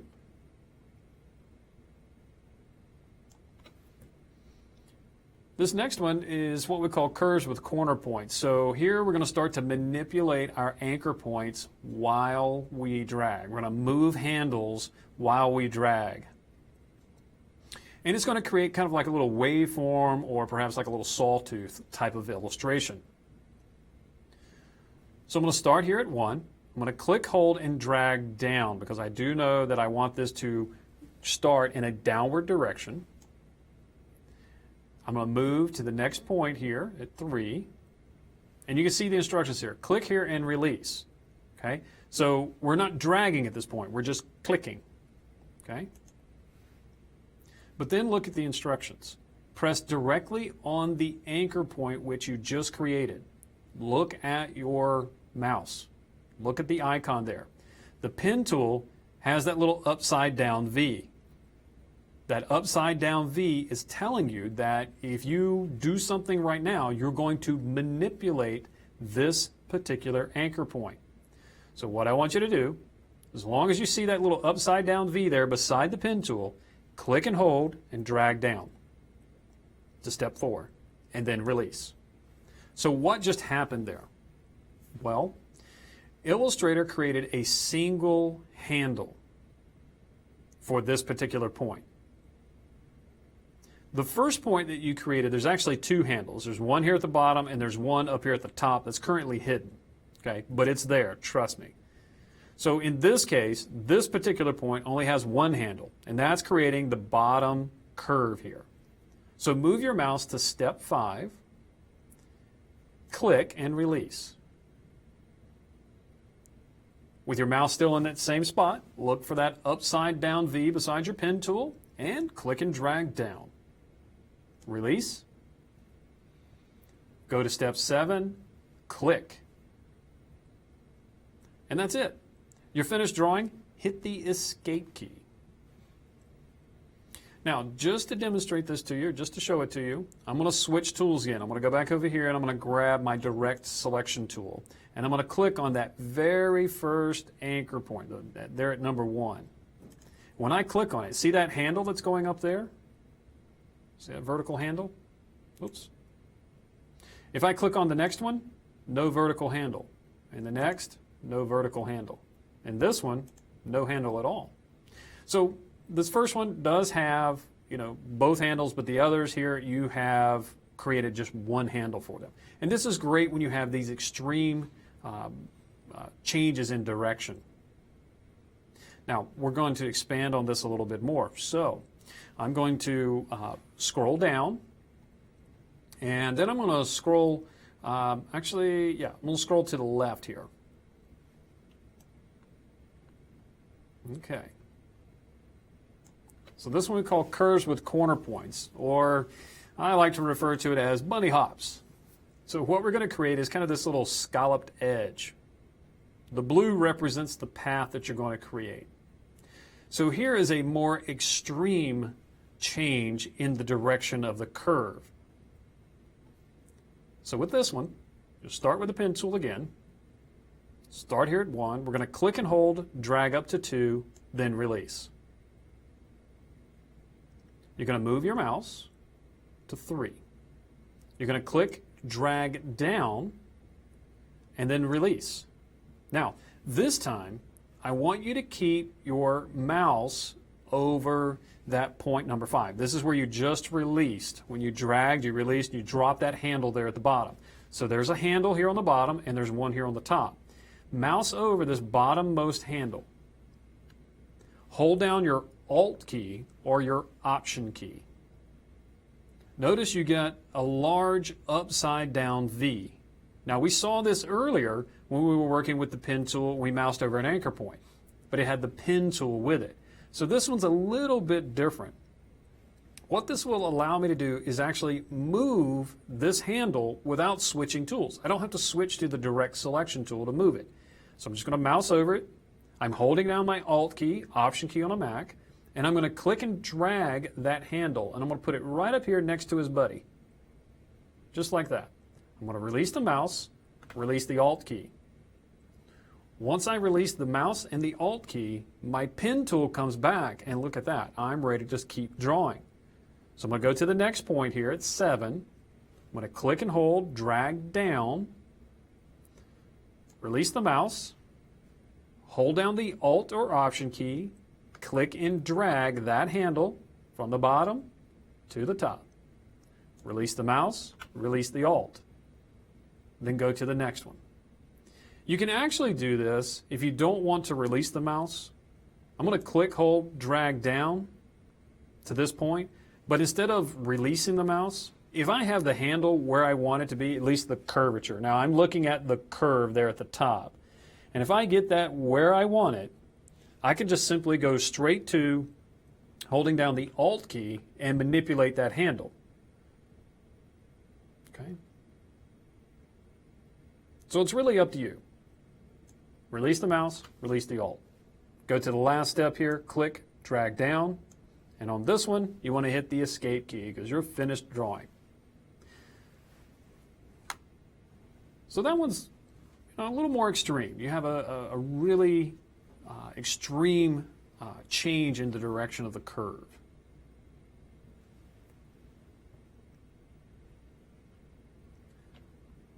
Let's scroll to the right. We're going to get even a little more complicated here. Here we're going to combine both curved and straight lines. So I'm going to start with a curved line. Okay. I'm going to click and hold, drag up, and then release. I'm going to move the mouse to the next point, point 3. I'm going to click, hold, drag down, and then release. Now, here's the tricky part. Instead of trying to manipulate this handle here at 4, I'm going to go back to the anchor point at 3. Okay? When I mouse over that anchor point, I'm getting that familiar symbol, the pen tool with the upside down V. Click once.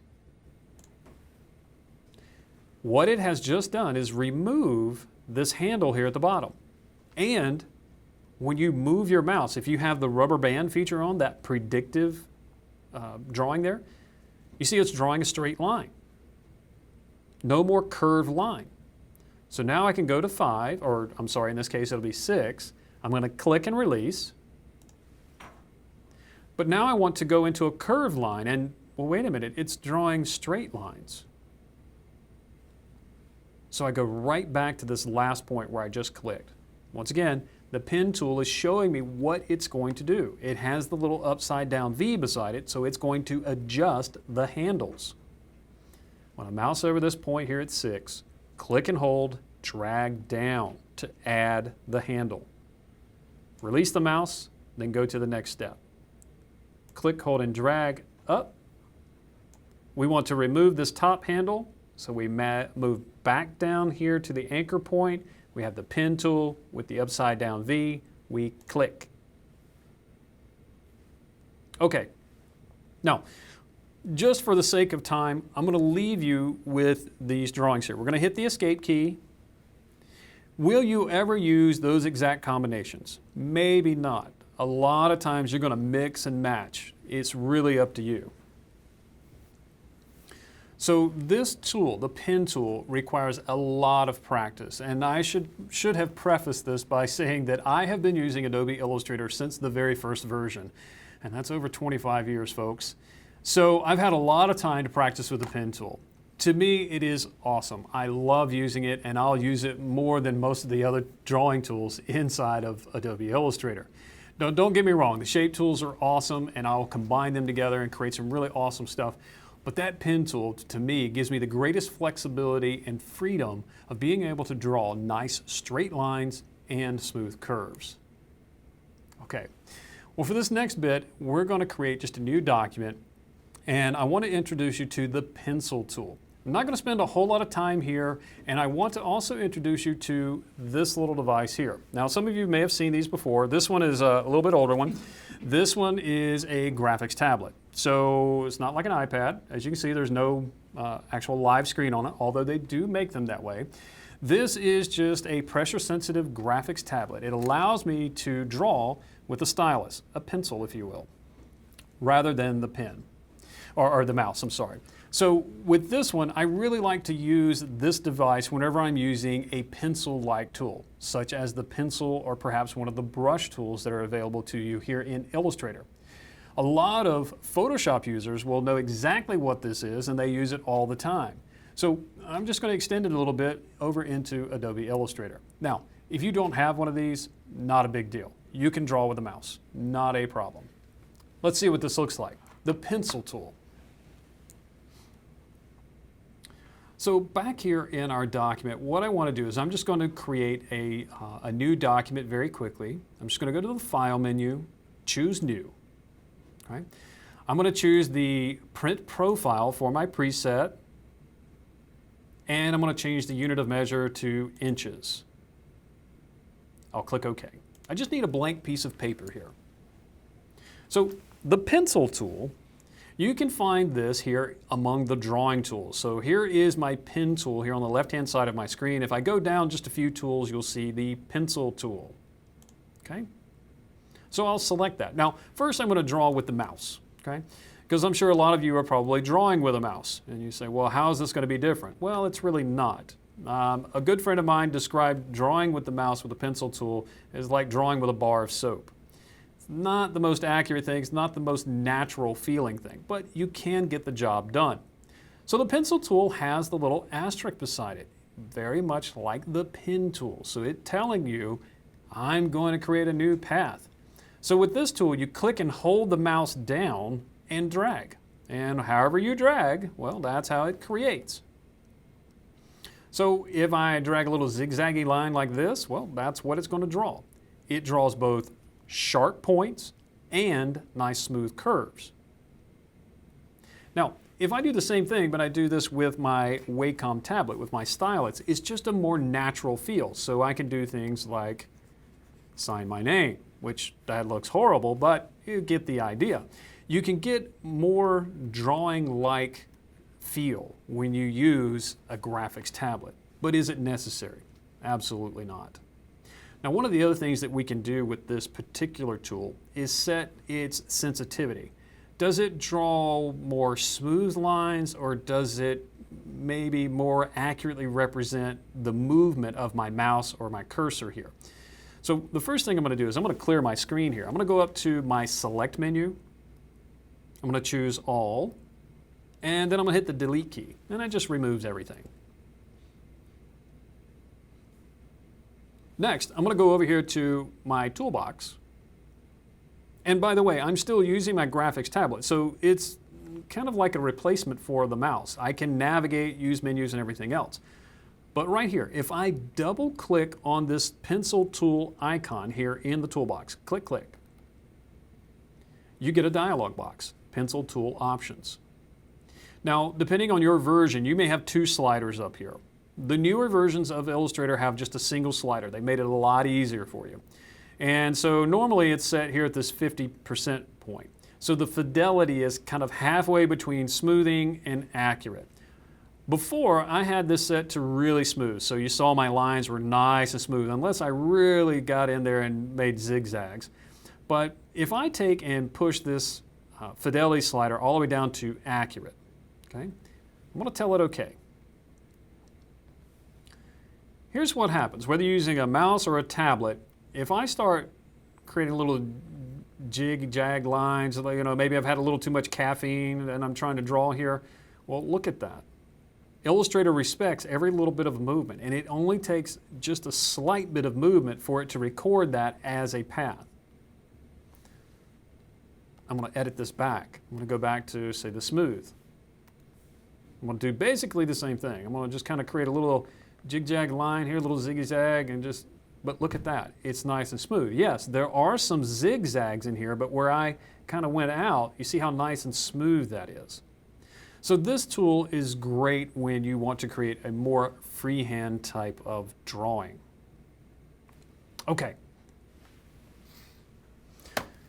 So the pencil tool is another one of those tools that just takes a little bit of practice. It's maybe not as cumbersome or maybe it doesn't require as much practice as, say, the pen tool. It's not as complicated as the pen tool, but it's going to require a little bit of practice for you to learn to draw either with the graphics tablet or with the mouse using the pencil tool. But I think with practice, you'll get the results that you're after, and it is truly amazing. All right. Well, now that we know how to use all of our shape tools and our drawing tools, let's employ some of the things that we've learned here to go ahead and create our logo. All right, so I'm going to go ahead and close these two documents. Don't need those, and I don't need to save any changes. And let's go ahead and open our Lesson 4 Start document.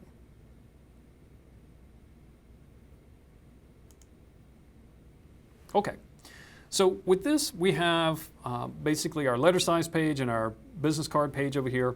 Let's get to drawing. Now, how am I going to start with this? Okay, well, you could just start drawing. If you know what you were wanting to do, you could just grab some shape tools and just go at it. But what if you don't? So a lot of illustrators, like myself, we still start with the basics. And instead of going straight to digital, well, we break out the good old piece of paper and a pencil. And so what I have here is a little sketch. And this can be any type of mock-up that you want, but typically we have some sort of piece of paper and we've kind of sketched out the idea. We've got a rough idea of what we want to create. Now, how do we translate this into Adobe Illustrator? Well, a couple of different things. One, what I've provided for you is a scan of this image. I have a flatbed scanner, I just scanned it in there, and now it's an image. It's a raster image.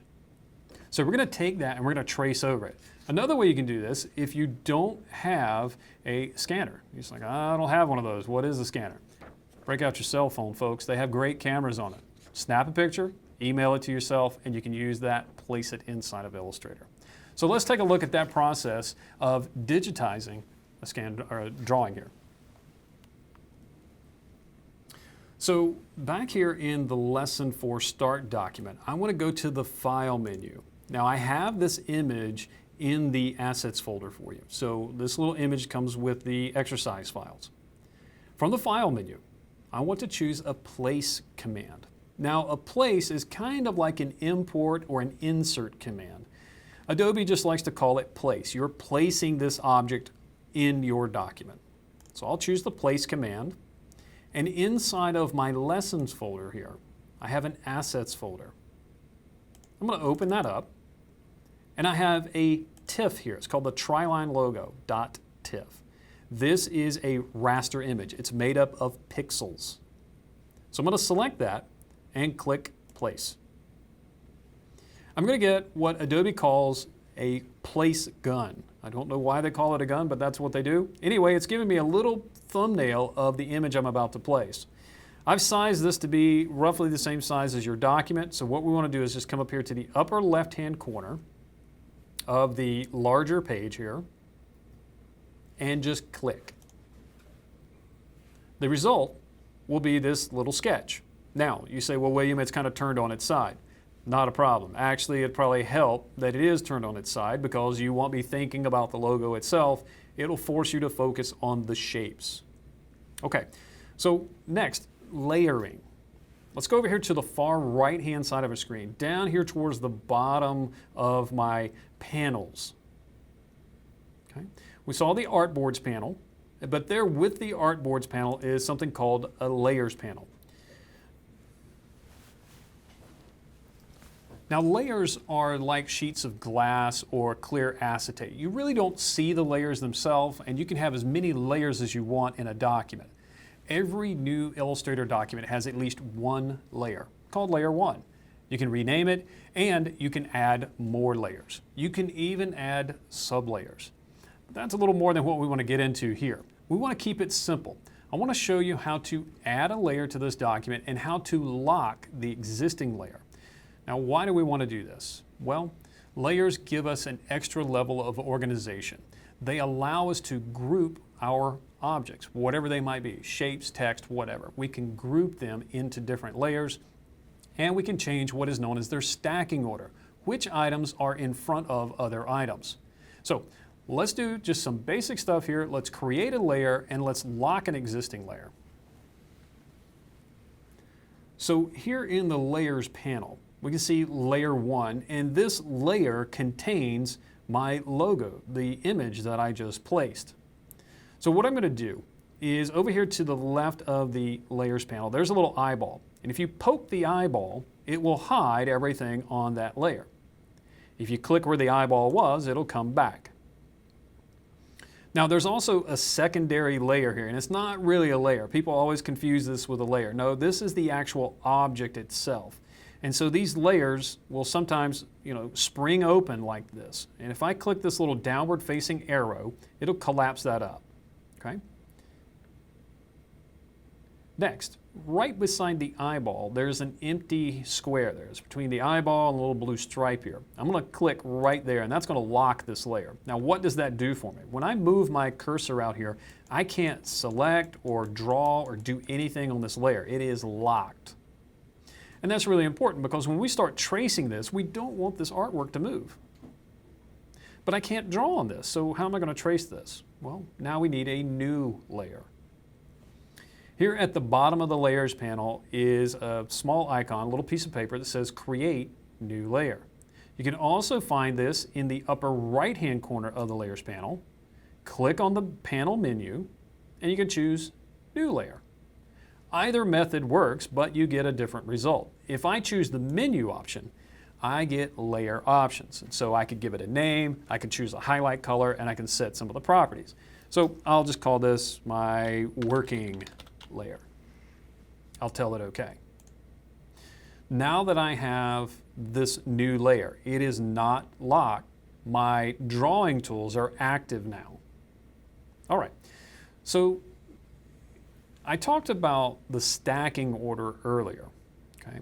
And it kind of coincides with the layers. Within every layer, you can have multiple objects, and those objects are stacked on top of each other, even if they're not touching.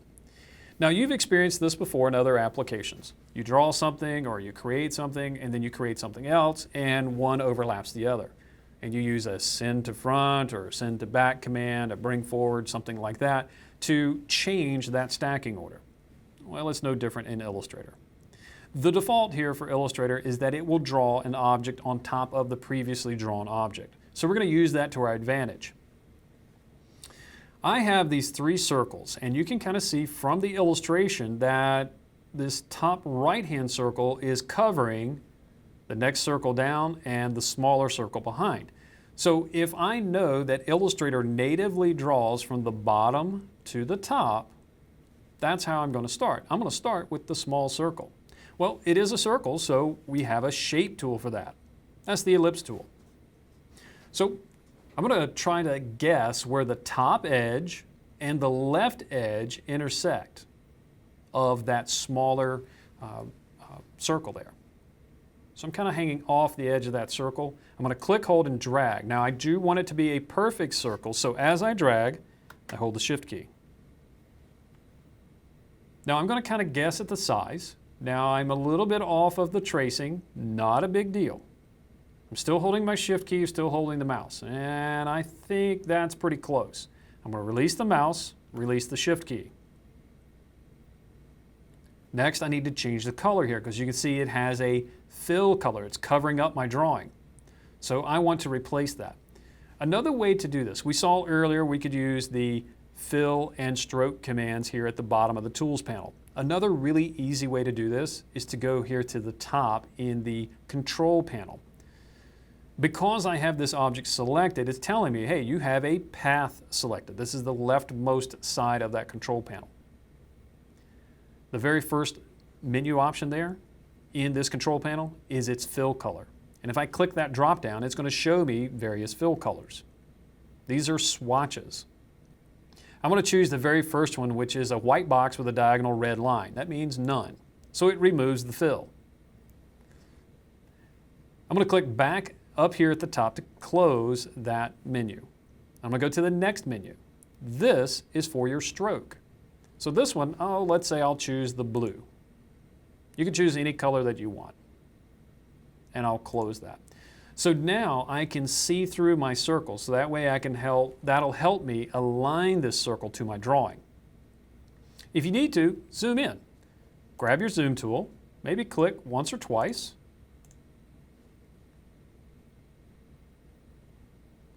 Now we need to move this shape, or at least I do. So I'm going to switch tools again. Remember, in Adobe, when you select a tool, you continue using that tool until you select another tool. So the tool that I want is the selection tool. This is the black arrow. With this tool, I can grab the edge of this circle. So I'm actually going to click on the curve of the circle itself. I'm going to grab it and I'm going to move it up a little bit. If I needed to resize it, I can use the handles here. The little white squares that are surrounding my little circular shape. This is what we call the bounding box. Okay? And we can adjust it.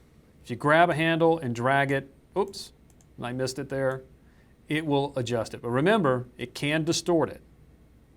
I'm going to undo this.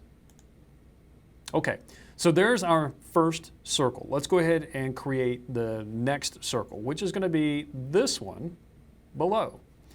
Let's go over, grab my ellipse tool again. Once again, I'm just trying to plot where I think maybe the bottommost and the leftmost edge of this circle is. Just give it a good guess. Click, hold, and drag. As you drag, hold your shift key. I get it roughly the size I want. Now, I want to move it to the left a little bit, and I really don't have to move it too far.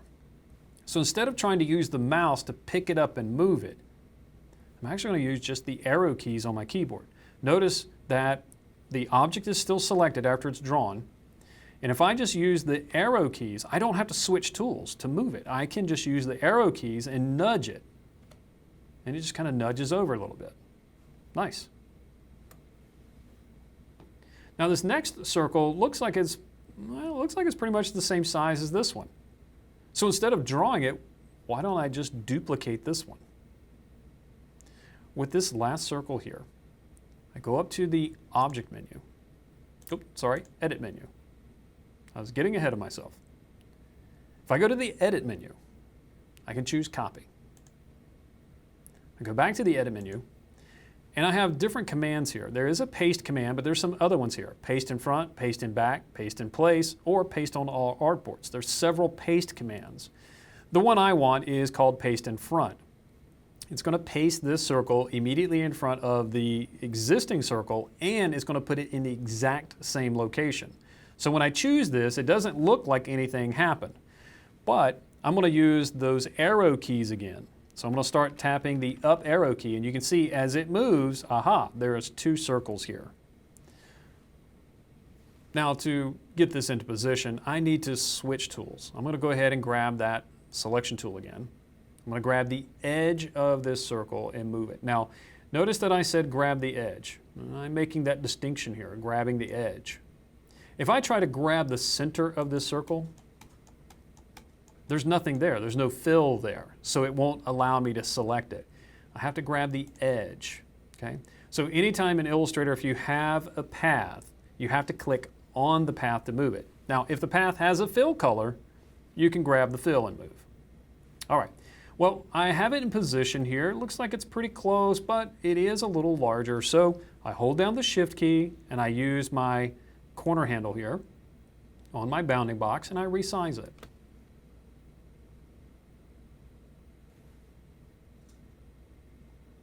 Now, just to kind of show you that stacking order here, what's taking place here. Let's use the regular selection tool and let's add some fill colors back to these items. I'm going to start with the small one here. I'm going to click on this one and I want to add a color to it. So I'm going to come over to my swatches panel over here on the right. And the swatches are kind of like a box of crayons. And we're going to talk about color here in just a bit. But essentially, these are saved colors. Okay? This one's going to be yellow. The second one we created is going to be the orange, and the top one is going to be the blue. Nice. I'm not going to worry about the borders just yet. We'll deal with that in the next exercise.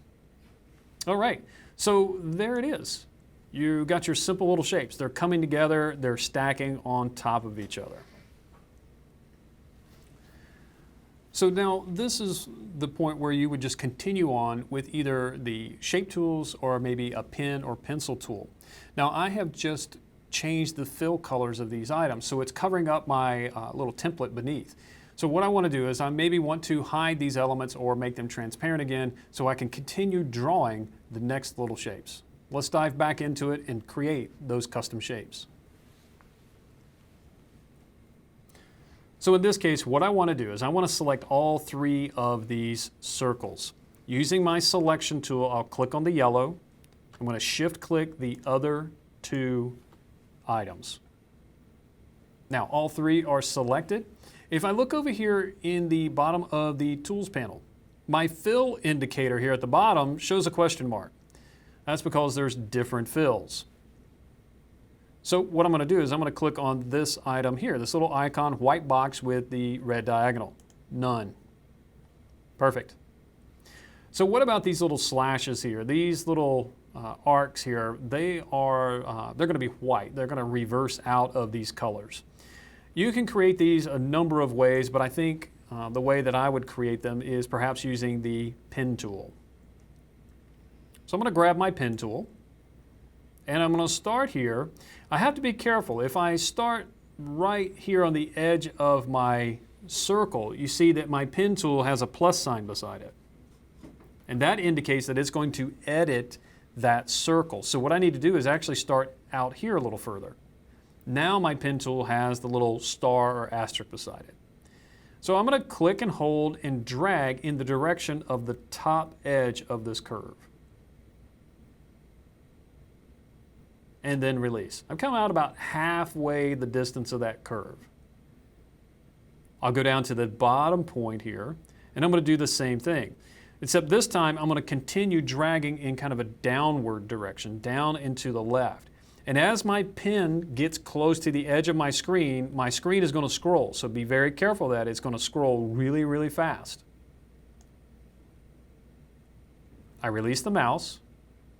And now I'm ready to start drawing the bottom half of this curve, but look at the little rubber band feature. You see it's bending way out here beyond my drawing. So here's where we can reset this bottom handle. This handle that we just drag out needs to go back up. So if you recall, we mouse over the handle still using our pen tool. Hold down the Alt or Option key. When you do that, if you're right over the handle, you'll see the little upside down V there, and you can drag that handle without adversely affecting the other curve.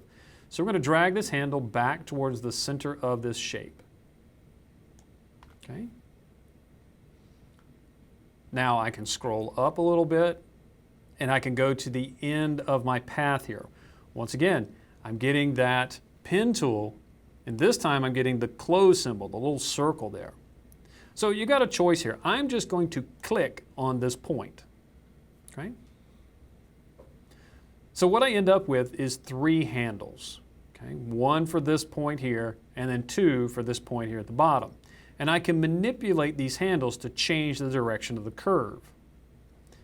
To manipulate the handles, I'm going to switch tools. I'm going to go over and I'm going to grab the direct selection tool. Now, why am I doing that? Well, I've finished drawing the path. I've created a closed path. So it would be better for me to use this tool rather than trying to manipulate the pen tool, holding an Alt or a Control key. Okay? So with this tool, I can just grab this bottom handle and I can manipulate it. Just drag it. I'm not looking for it to be perfect, at least not for our purposes here. I'm just kind of getting this little curved shape. Nice. My recommendation to students, if you're going to create a really complex drawing, finish the path first, then go back in and manipulate it with that tool.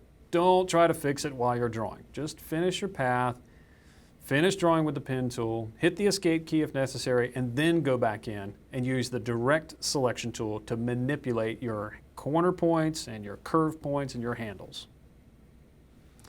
All right, now to simplify the drawing process here, we have this shape here. It's basically the same shape repeated 2 more times, except that it gets a little smaller. So what I'm going to do is I'm going to take this shape and I'm going to clone it. Edit, copy, edit, paste in front. Now I'm going to use the regular selection tool and I'm going to move this item to the next position. And when we do, we can see, well, it's close. Looks pretty close. It's maybe a little bit smaller, maybe rotated just a little bit. So I'm just going to use my arrow keys to kind of nudge it in position.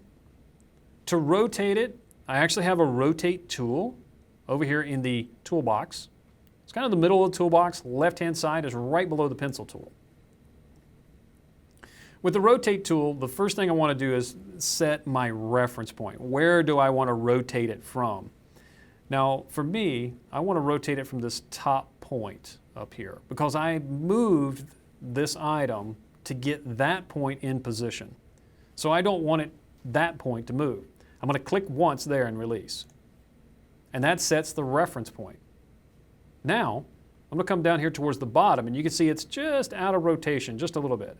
I'm going to click and hold and drag to the left to rotate this ever so slightly, like so. If you needed to scale it, you can scale it as well, but just a real quick transform. All right, let's repeat that process. Let's go ahead and grab the selection tool. Let's duplicate this item. And let's move this item. We're going to do all of that with the regular selection tool.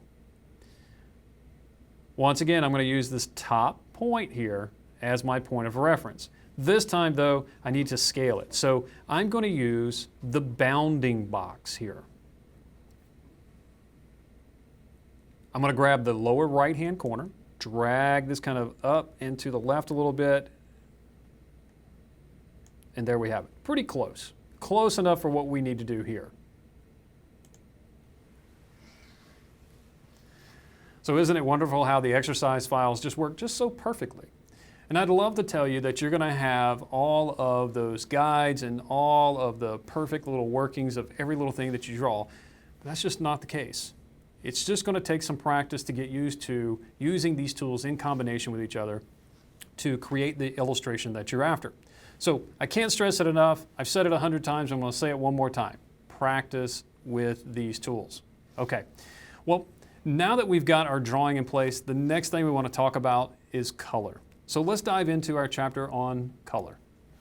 All right. So here we want to talk very briefly about a color mode. Why is that important? We want to go ahead and define a custom color, and we want to save that as a swatch. And then finally, we're going to apply that color to our drawings. So let's jump back into Illustrator. Now, for those of you who are following along, if you didn't get all of the drawing created, that's okay, because I have all of this built for you in the next lesson. I'm going to close this file. You can save it if you'd like. And then we're going to open Lesson 5. And we're going to do the Start document. So Here is your illustrations with the stripes here. They do have some default colors here. We also have the picture in the background, and we have some recipes here. And we're going to use this to make some colors. Before we do that though, I want to talk very briefly about color mode. So for this, you don't have to do it, but I provided it for you. I'm going to open another document. Here in the Lesson 5 folder, we have a document called Color Mode. When you create a new document in Illustrator, it's going to give you the choice between the different presets. There's the print, the web, the film, and all that other kind of stuff. The biggest difference between the different modes or the different presets is the color modes. So the print is always going to use a CMYK color mode. All of the other presets are going to use an RGB color mode. And you're saying, William, what in the world is all of that, and why does it matter? Well, honestly, it doesn't matter a whole lot. You can switch between the two, but there are some trade-offs. Illustrator wants you to define a color mode for every document. Now, some tools really could care less, but Illustrator does. It wants to know up front what color mode you're working in. So the easiest way to define this is the artwork that I'm creating, is it going to be printed or is it going to be delivered digitally? Okay? Is it going to go in a movie? Is it going to be part of a movie graphic? Is it going to go on the website? Then that's all digital, okay? So it's going to be viewed on a screen, okay? So for that, you're going to use RGB. If your document is going to be printed, no matter what it's going to be printed on, it can be printed on paper, on vinyl, or on a car, whatever, there is a print process, and so you have to use a different color mode. Now, I could talk 2 days about printing and color modes. I was a professional printer for a number of years, and so I could really go off on color, but I'm going to try to simplify it here with this document. Let's take a look at what happens when we switch color modes. So this document was created in the RGB color mode. Now, how do I know that? Well, first and foremost, I look right here at the tab for this document, right up here at the top, colormode.ai, and then it says the 75%, that's my zoom percentage, and then it says RGB. That is its color mode. Notice that the Lesson 5 document here, you can see it in the background, it is using a CMYK. So it's built for print in mind. Now what's the difference? Well, the first set of circles that you see here are the CMYK, cyan, magenta, yellow, black. The second set of circles, red, green, blue. These 4 colors here on the left, these are the standard 4-color process printing. Any color that you want to print is going to be derived or created from these 4 colors, a mixture of these 4 colors. Okay? So right now, this document is in its RGB mode. What happens is the colors, the possible colors that can be created from these 4 process colors are very limited. That is called the gamut. That's the range of colors that can be accurately created. So it's a little limiting. On the RGB side of the spectrum, it's not as limiting. So we can create really bright, electrifying colors here, like this really bright green. Now watch what happens when I convert this document from an RGB mode to CMYK. To do so, I'm going to go up here to, well, we've got a couple of places here, but I'm going to go right up here to the Edit, and actually it's going to be under File. Sorry, it's under File, but it's going to be called the Document Color Mode. And you can see it is using the RGB color. So if I switch this to CMYK color, now before I do it, I want you to watch that green especially and the blue dot there on the right-hand side. See what happened to those? See how dull and flat that green is? And the blue shifted a little bit as well. Now I'm going to undo that. There's the RGB. The blue is nice and rich, so is the green, and then we'll go back. Dull and flat. So that's the biggest difference. So what about those situations where you say, well, William, we have to create graphics that are going to go both on a digital device and on a print device. They're going to be printed and shown on screen. Which color mode do I use? Do I have to keep a document with each color mode? No, you don't. My best advice for you is to go with the lesser of the two color spectrums here. Go with that print mode. It's more restrictive. You don't have as many colors, but there's still millions of colors that you can create. But you'll never get in that situation where you've created a document to be displayed on a screen, and then when you go to print it, it looks terrible. The colors are dull. Okay? So that's all I'm going to say about color mode. Let's dive into actually creating colors, mixing up custom colors, and applying them. All right, so I'm going to close this document here. I'm not going to save it. And in our exercise file here, I want to create some colors. Now, I've applied just some basic colors to these three circles here. But what I really want is to use what we call corporate colors. So we have the tri-line corporate color recipes here. And these are using the 4-color process values: cyan, magenta, yellow, and black. Now to do this, I'm simply going to select, let's say, the blue here. I'm going to select that blue circle, and I'm going to open up my color panel. Now my color panel is over here on the far right-hand side of my screen, and right now it's kind of simplified. It has like a little hue selector here, a little rainbow. And if I click in any of these rainbow here, it's actually going to change those colors very quickly. But how do I know what color that is? Well, in the upper right-hand corner of the color panel, I'm going to click on the menu, and I want to show options. Now I can see the CMYK sliders. So with the recipe numbers that I have down here, I can add those values. So for cyan, that's going to be 96.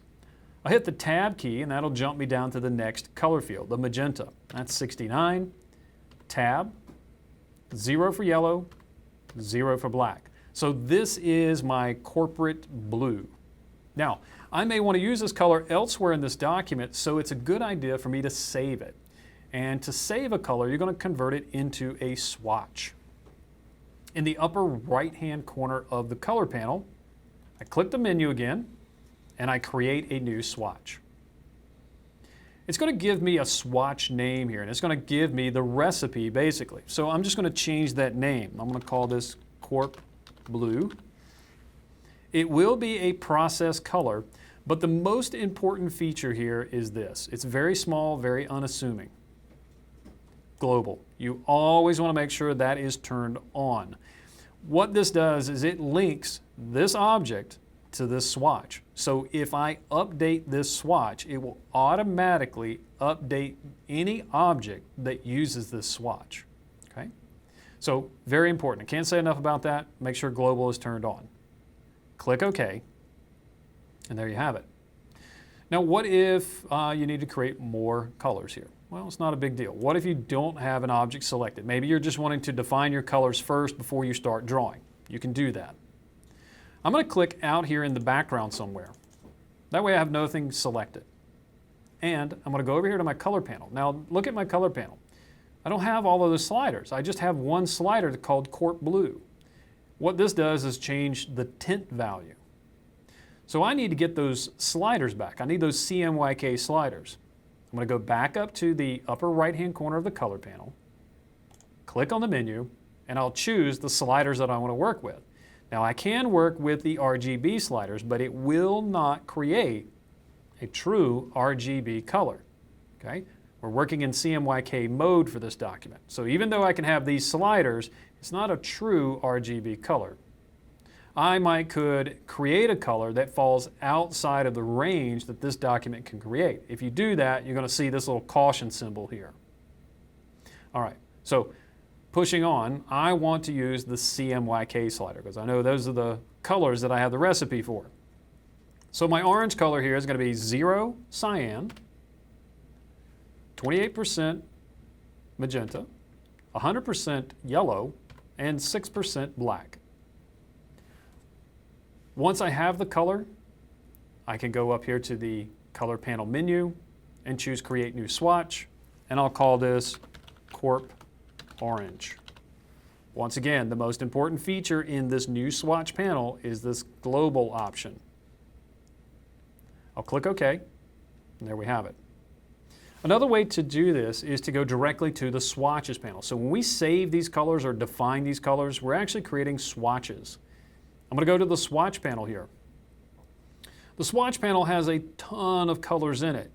Every InDesign or Illustrator document comes with a certain set of colors, a variety of it. It's a big box of crayons. If you don't need those colors, you can get rid of them.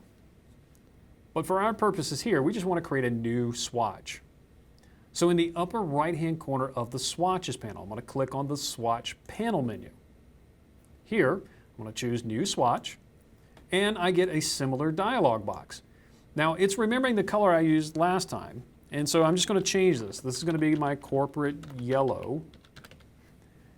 Global is turned on, and then here are my CMYK sliders, so I can adjust for this color. It's going to be 0 cyan, 3% magenta, 100% yellow, and 0 black. Tell that OK, and now I have my new corporate colors here at the bottom. How do we apply these colors? Well, the blue one we've already applied. We had the object selected when we defined the color. So when I select the blue circle, it shows up corporate blue over here in the swatches. When I select the orange though, well, it's using one of these other swatches. So I select the orange, I come over here to my swatches panel, scroll down to my corporate orange color and click to apply that color. I'll do that again for the yellow circle in the back. Select the circle, scroll down the swatches panel, click on the swatch to apply it.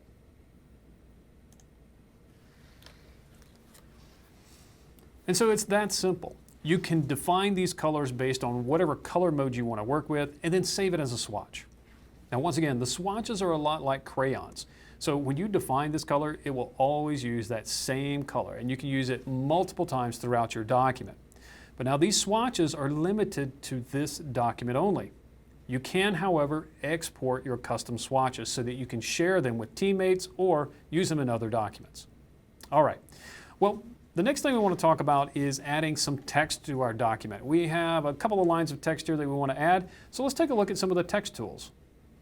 So here we want to, of course, add some text to our Illustrator document. We want to take a look at the two text panels that we have to work with, and then we're also going to take a look at how to import text from other documents. Spell checking, it is available here in Illustrator, and it works pretty much like any other tool. So let's take a look. I'm going to jump back over here to Illustrator now. I am going to close this document, and I'm going to open the next exercise file. So this is going to be exercise number 6. And I'm going to go right here to the Start document and Open. So here we can see we've got the colors here, we've got all of this, but now we need to set a little bit of text here. Let's set this tri-line name here. Okay? Well, it's going to be kind of difficult to set it when it's kind of going down like this. So what we need to do is we need to unlock this layer and rotate these objects. To the right, I'm going to open up my Layers panel. I'm working with Layer 1 and Layer 2. Now there are some other layers in here, we'll get to those in just a moment. But Layer 1 is where that drawing is, that sketch. I'm going to click on the padlock beside it to unlock that layer. Next, I'm going to go to the Select menu. And this is very important. I want to select not all, but all on the active artboard. There is a distinction here. All on active artboard. So that selects all of my shapes here and that illustration. I want to rotate them counterclockwise. To do that, I'm going to go over here to my Rotate tool. Now I used the Rotate tool earlier and I manually rotated one of those shapes. This time, I want to put in a specific value. So instead of using the tool by dragging out here on my artboard, I'm actually going to double click on the tool here inside the toolbox. So the Rotate tool, right here, about the middle of your toolbox, double click on that icon. It's going to bring up a Rotate dialog box. I'll set the angle at 90 degrees. If you're not sure, is that the right rotation, there is a preview option. And if I turn it on, well, sure enough, it rotated counterclockwise. I'll click OK. There we have it. I'll go back over to my Layers panel. I'm going to go ahead and lock Layer 1 again because I don't want this thing moving once I start creating this text. Next, I'm going to go to the Select menu, and I'm going to choose Deselect. So it's going to unselect everything. Now, to set some text here, we're going to create what we call point type. It's just one line of text. It kind of works like a typewriter. The more you type, the further to the right it gets. You have to manually insert returns. So with this, I'm going to use the Type tool. Go over here to your toolbox. It's towards the upper end of the toolbox. It's like a big capital T.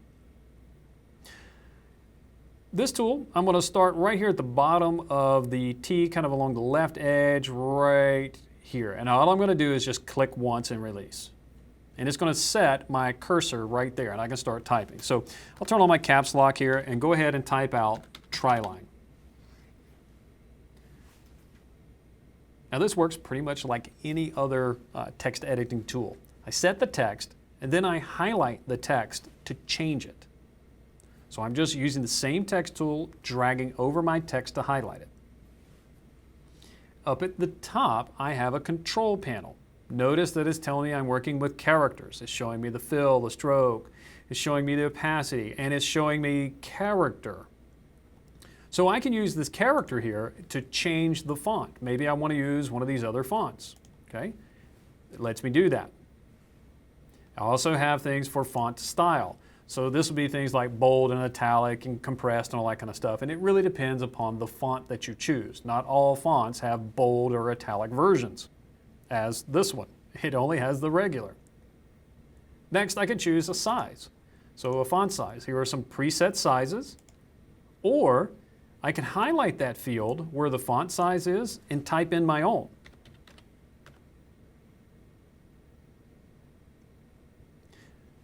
You also have some basic paragraph tools here for alignment. So there's a left, centered, and right align. In addition to the control panel, these are very quick access to some of the basic tools. You can also click on the name character to open the character panel, or paragraph to open the paragraph panel. And finally, let's say you want to keep the character panel and the paragraph panel open as part of your interface. Go to the window menu, come all the way down here to type. And here in the type submenu, there is character. Character pops open, and it's a panel that you can dock to your right side of your screen if you'd like. And it brings along paragraph and open type panels as well. So in here in the character panel, I can choose things like, well, here's the font. Maybe I want to use, let's say an Arial black. And I want to set a font size of, say, 90 points. And then I want to make it italicized. So let's see, do we have a bold italic? It's close, but maybe not exact. I could try a different font. There's an Arial black italic. And if you don't have these fonts, just pick one that works for you.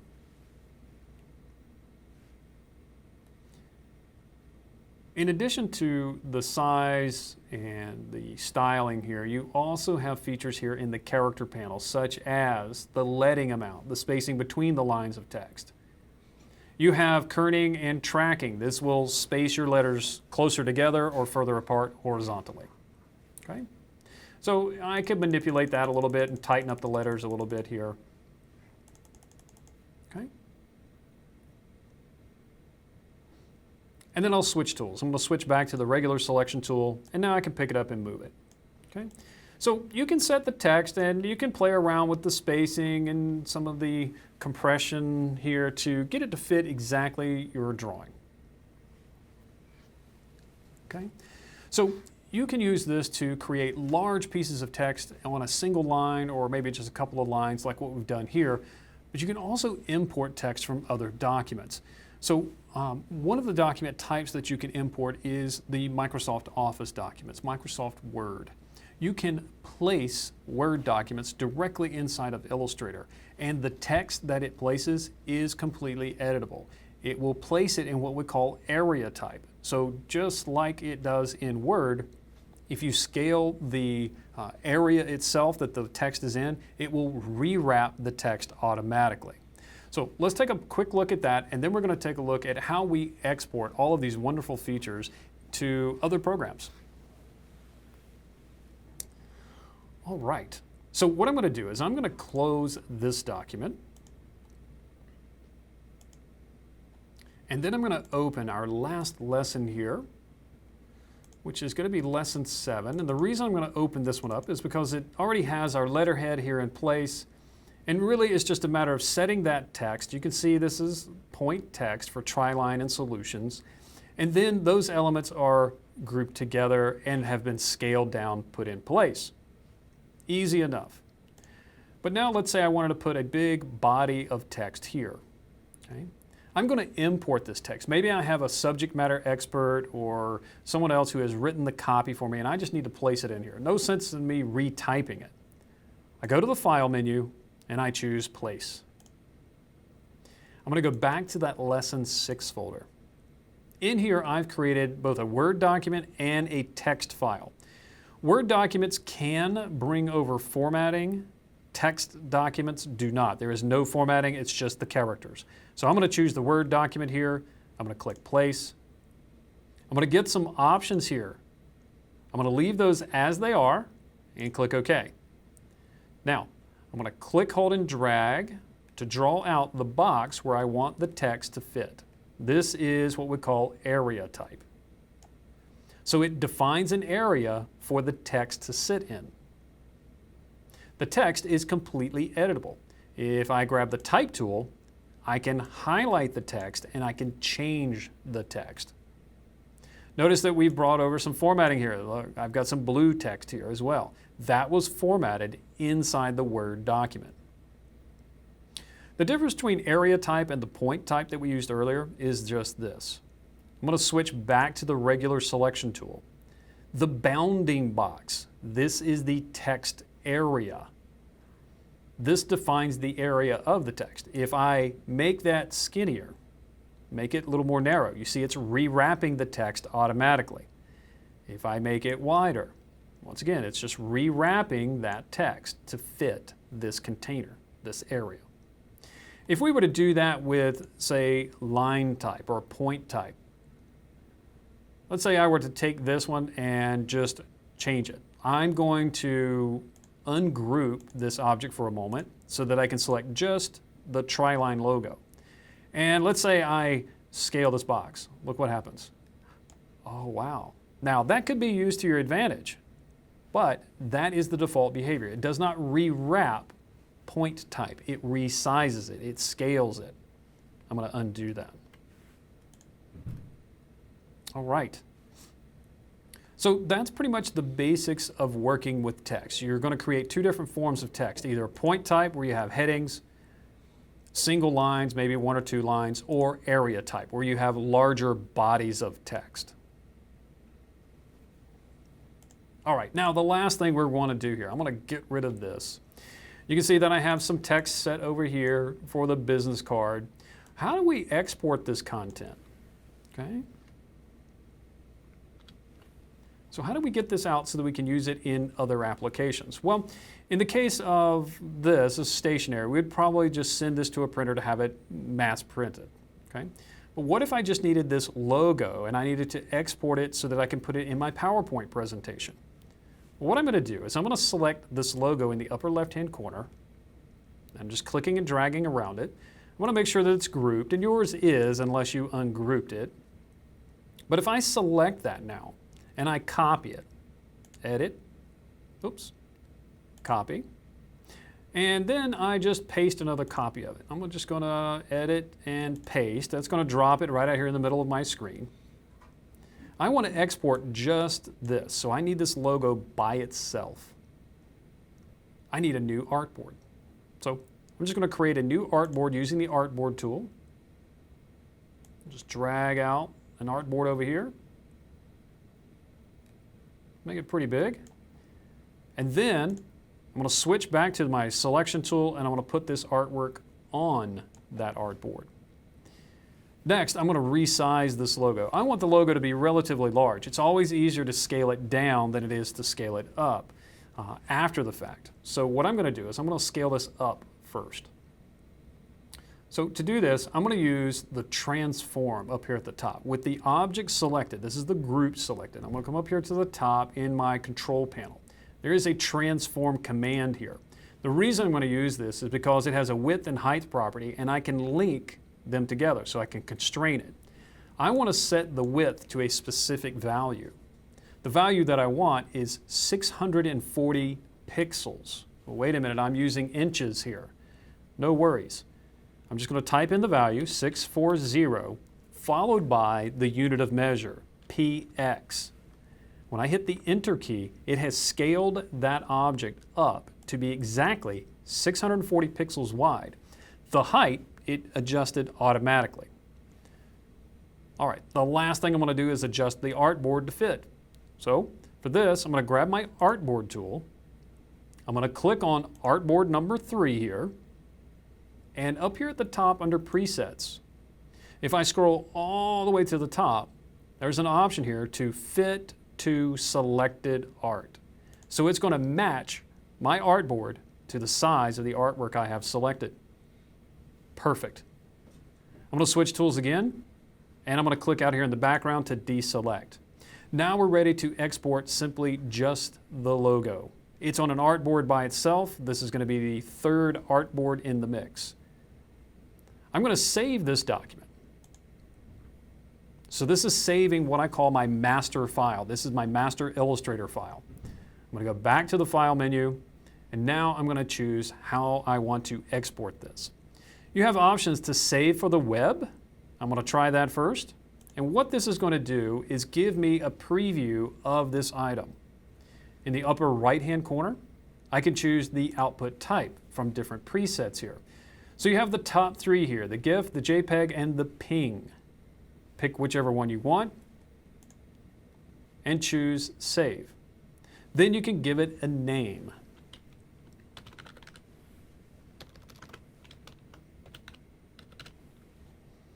I want to point it to my folder and save it.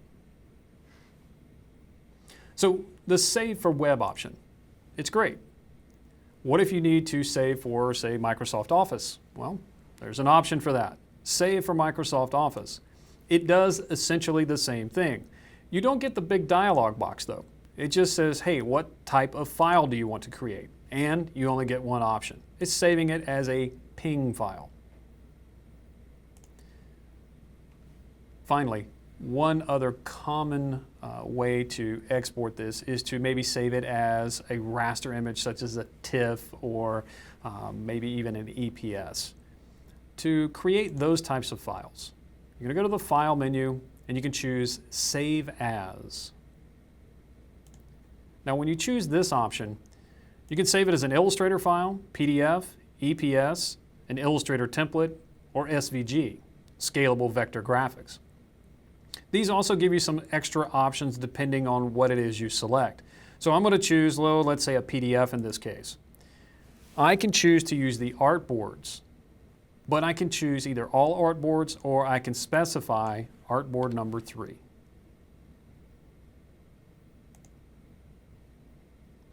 I'll have some additional options here because of the Save as PDF, but I will leave the defaults and hit Save. And what we end up with is just this one logo as a PDF. So hopefully that gives you a good understanding of how to export your content. There's a lot of options there. There are more save as options, including files for DWG and DXF and TIFF and just all kinds of vector formats and raster formats available to you. So I hope that gives you a better understanding of Adobe Illustrator. As I said, it's kind of a sprint to the finish kind of course. It's very basic. I tried to keep it as simple as possible for you, and I hope you enjoyed your time. I know I did. If you have questions, please feel free to shoot us an email at support@brightstreamtv.com. Thank you very much, and we'll see you next time.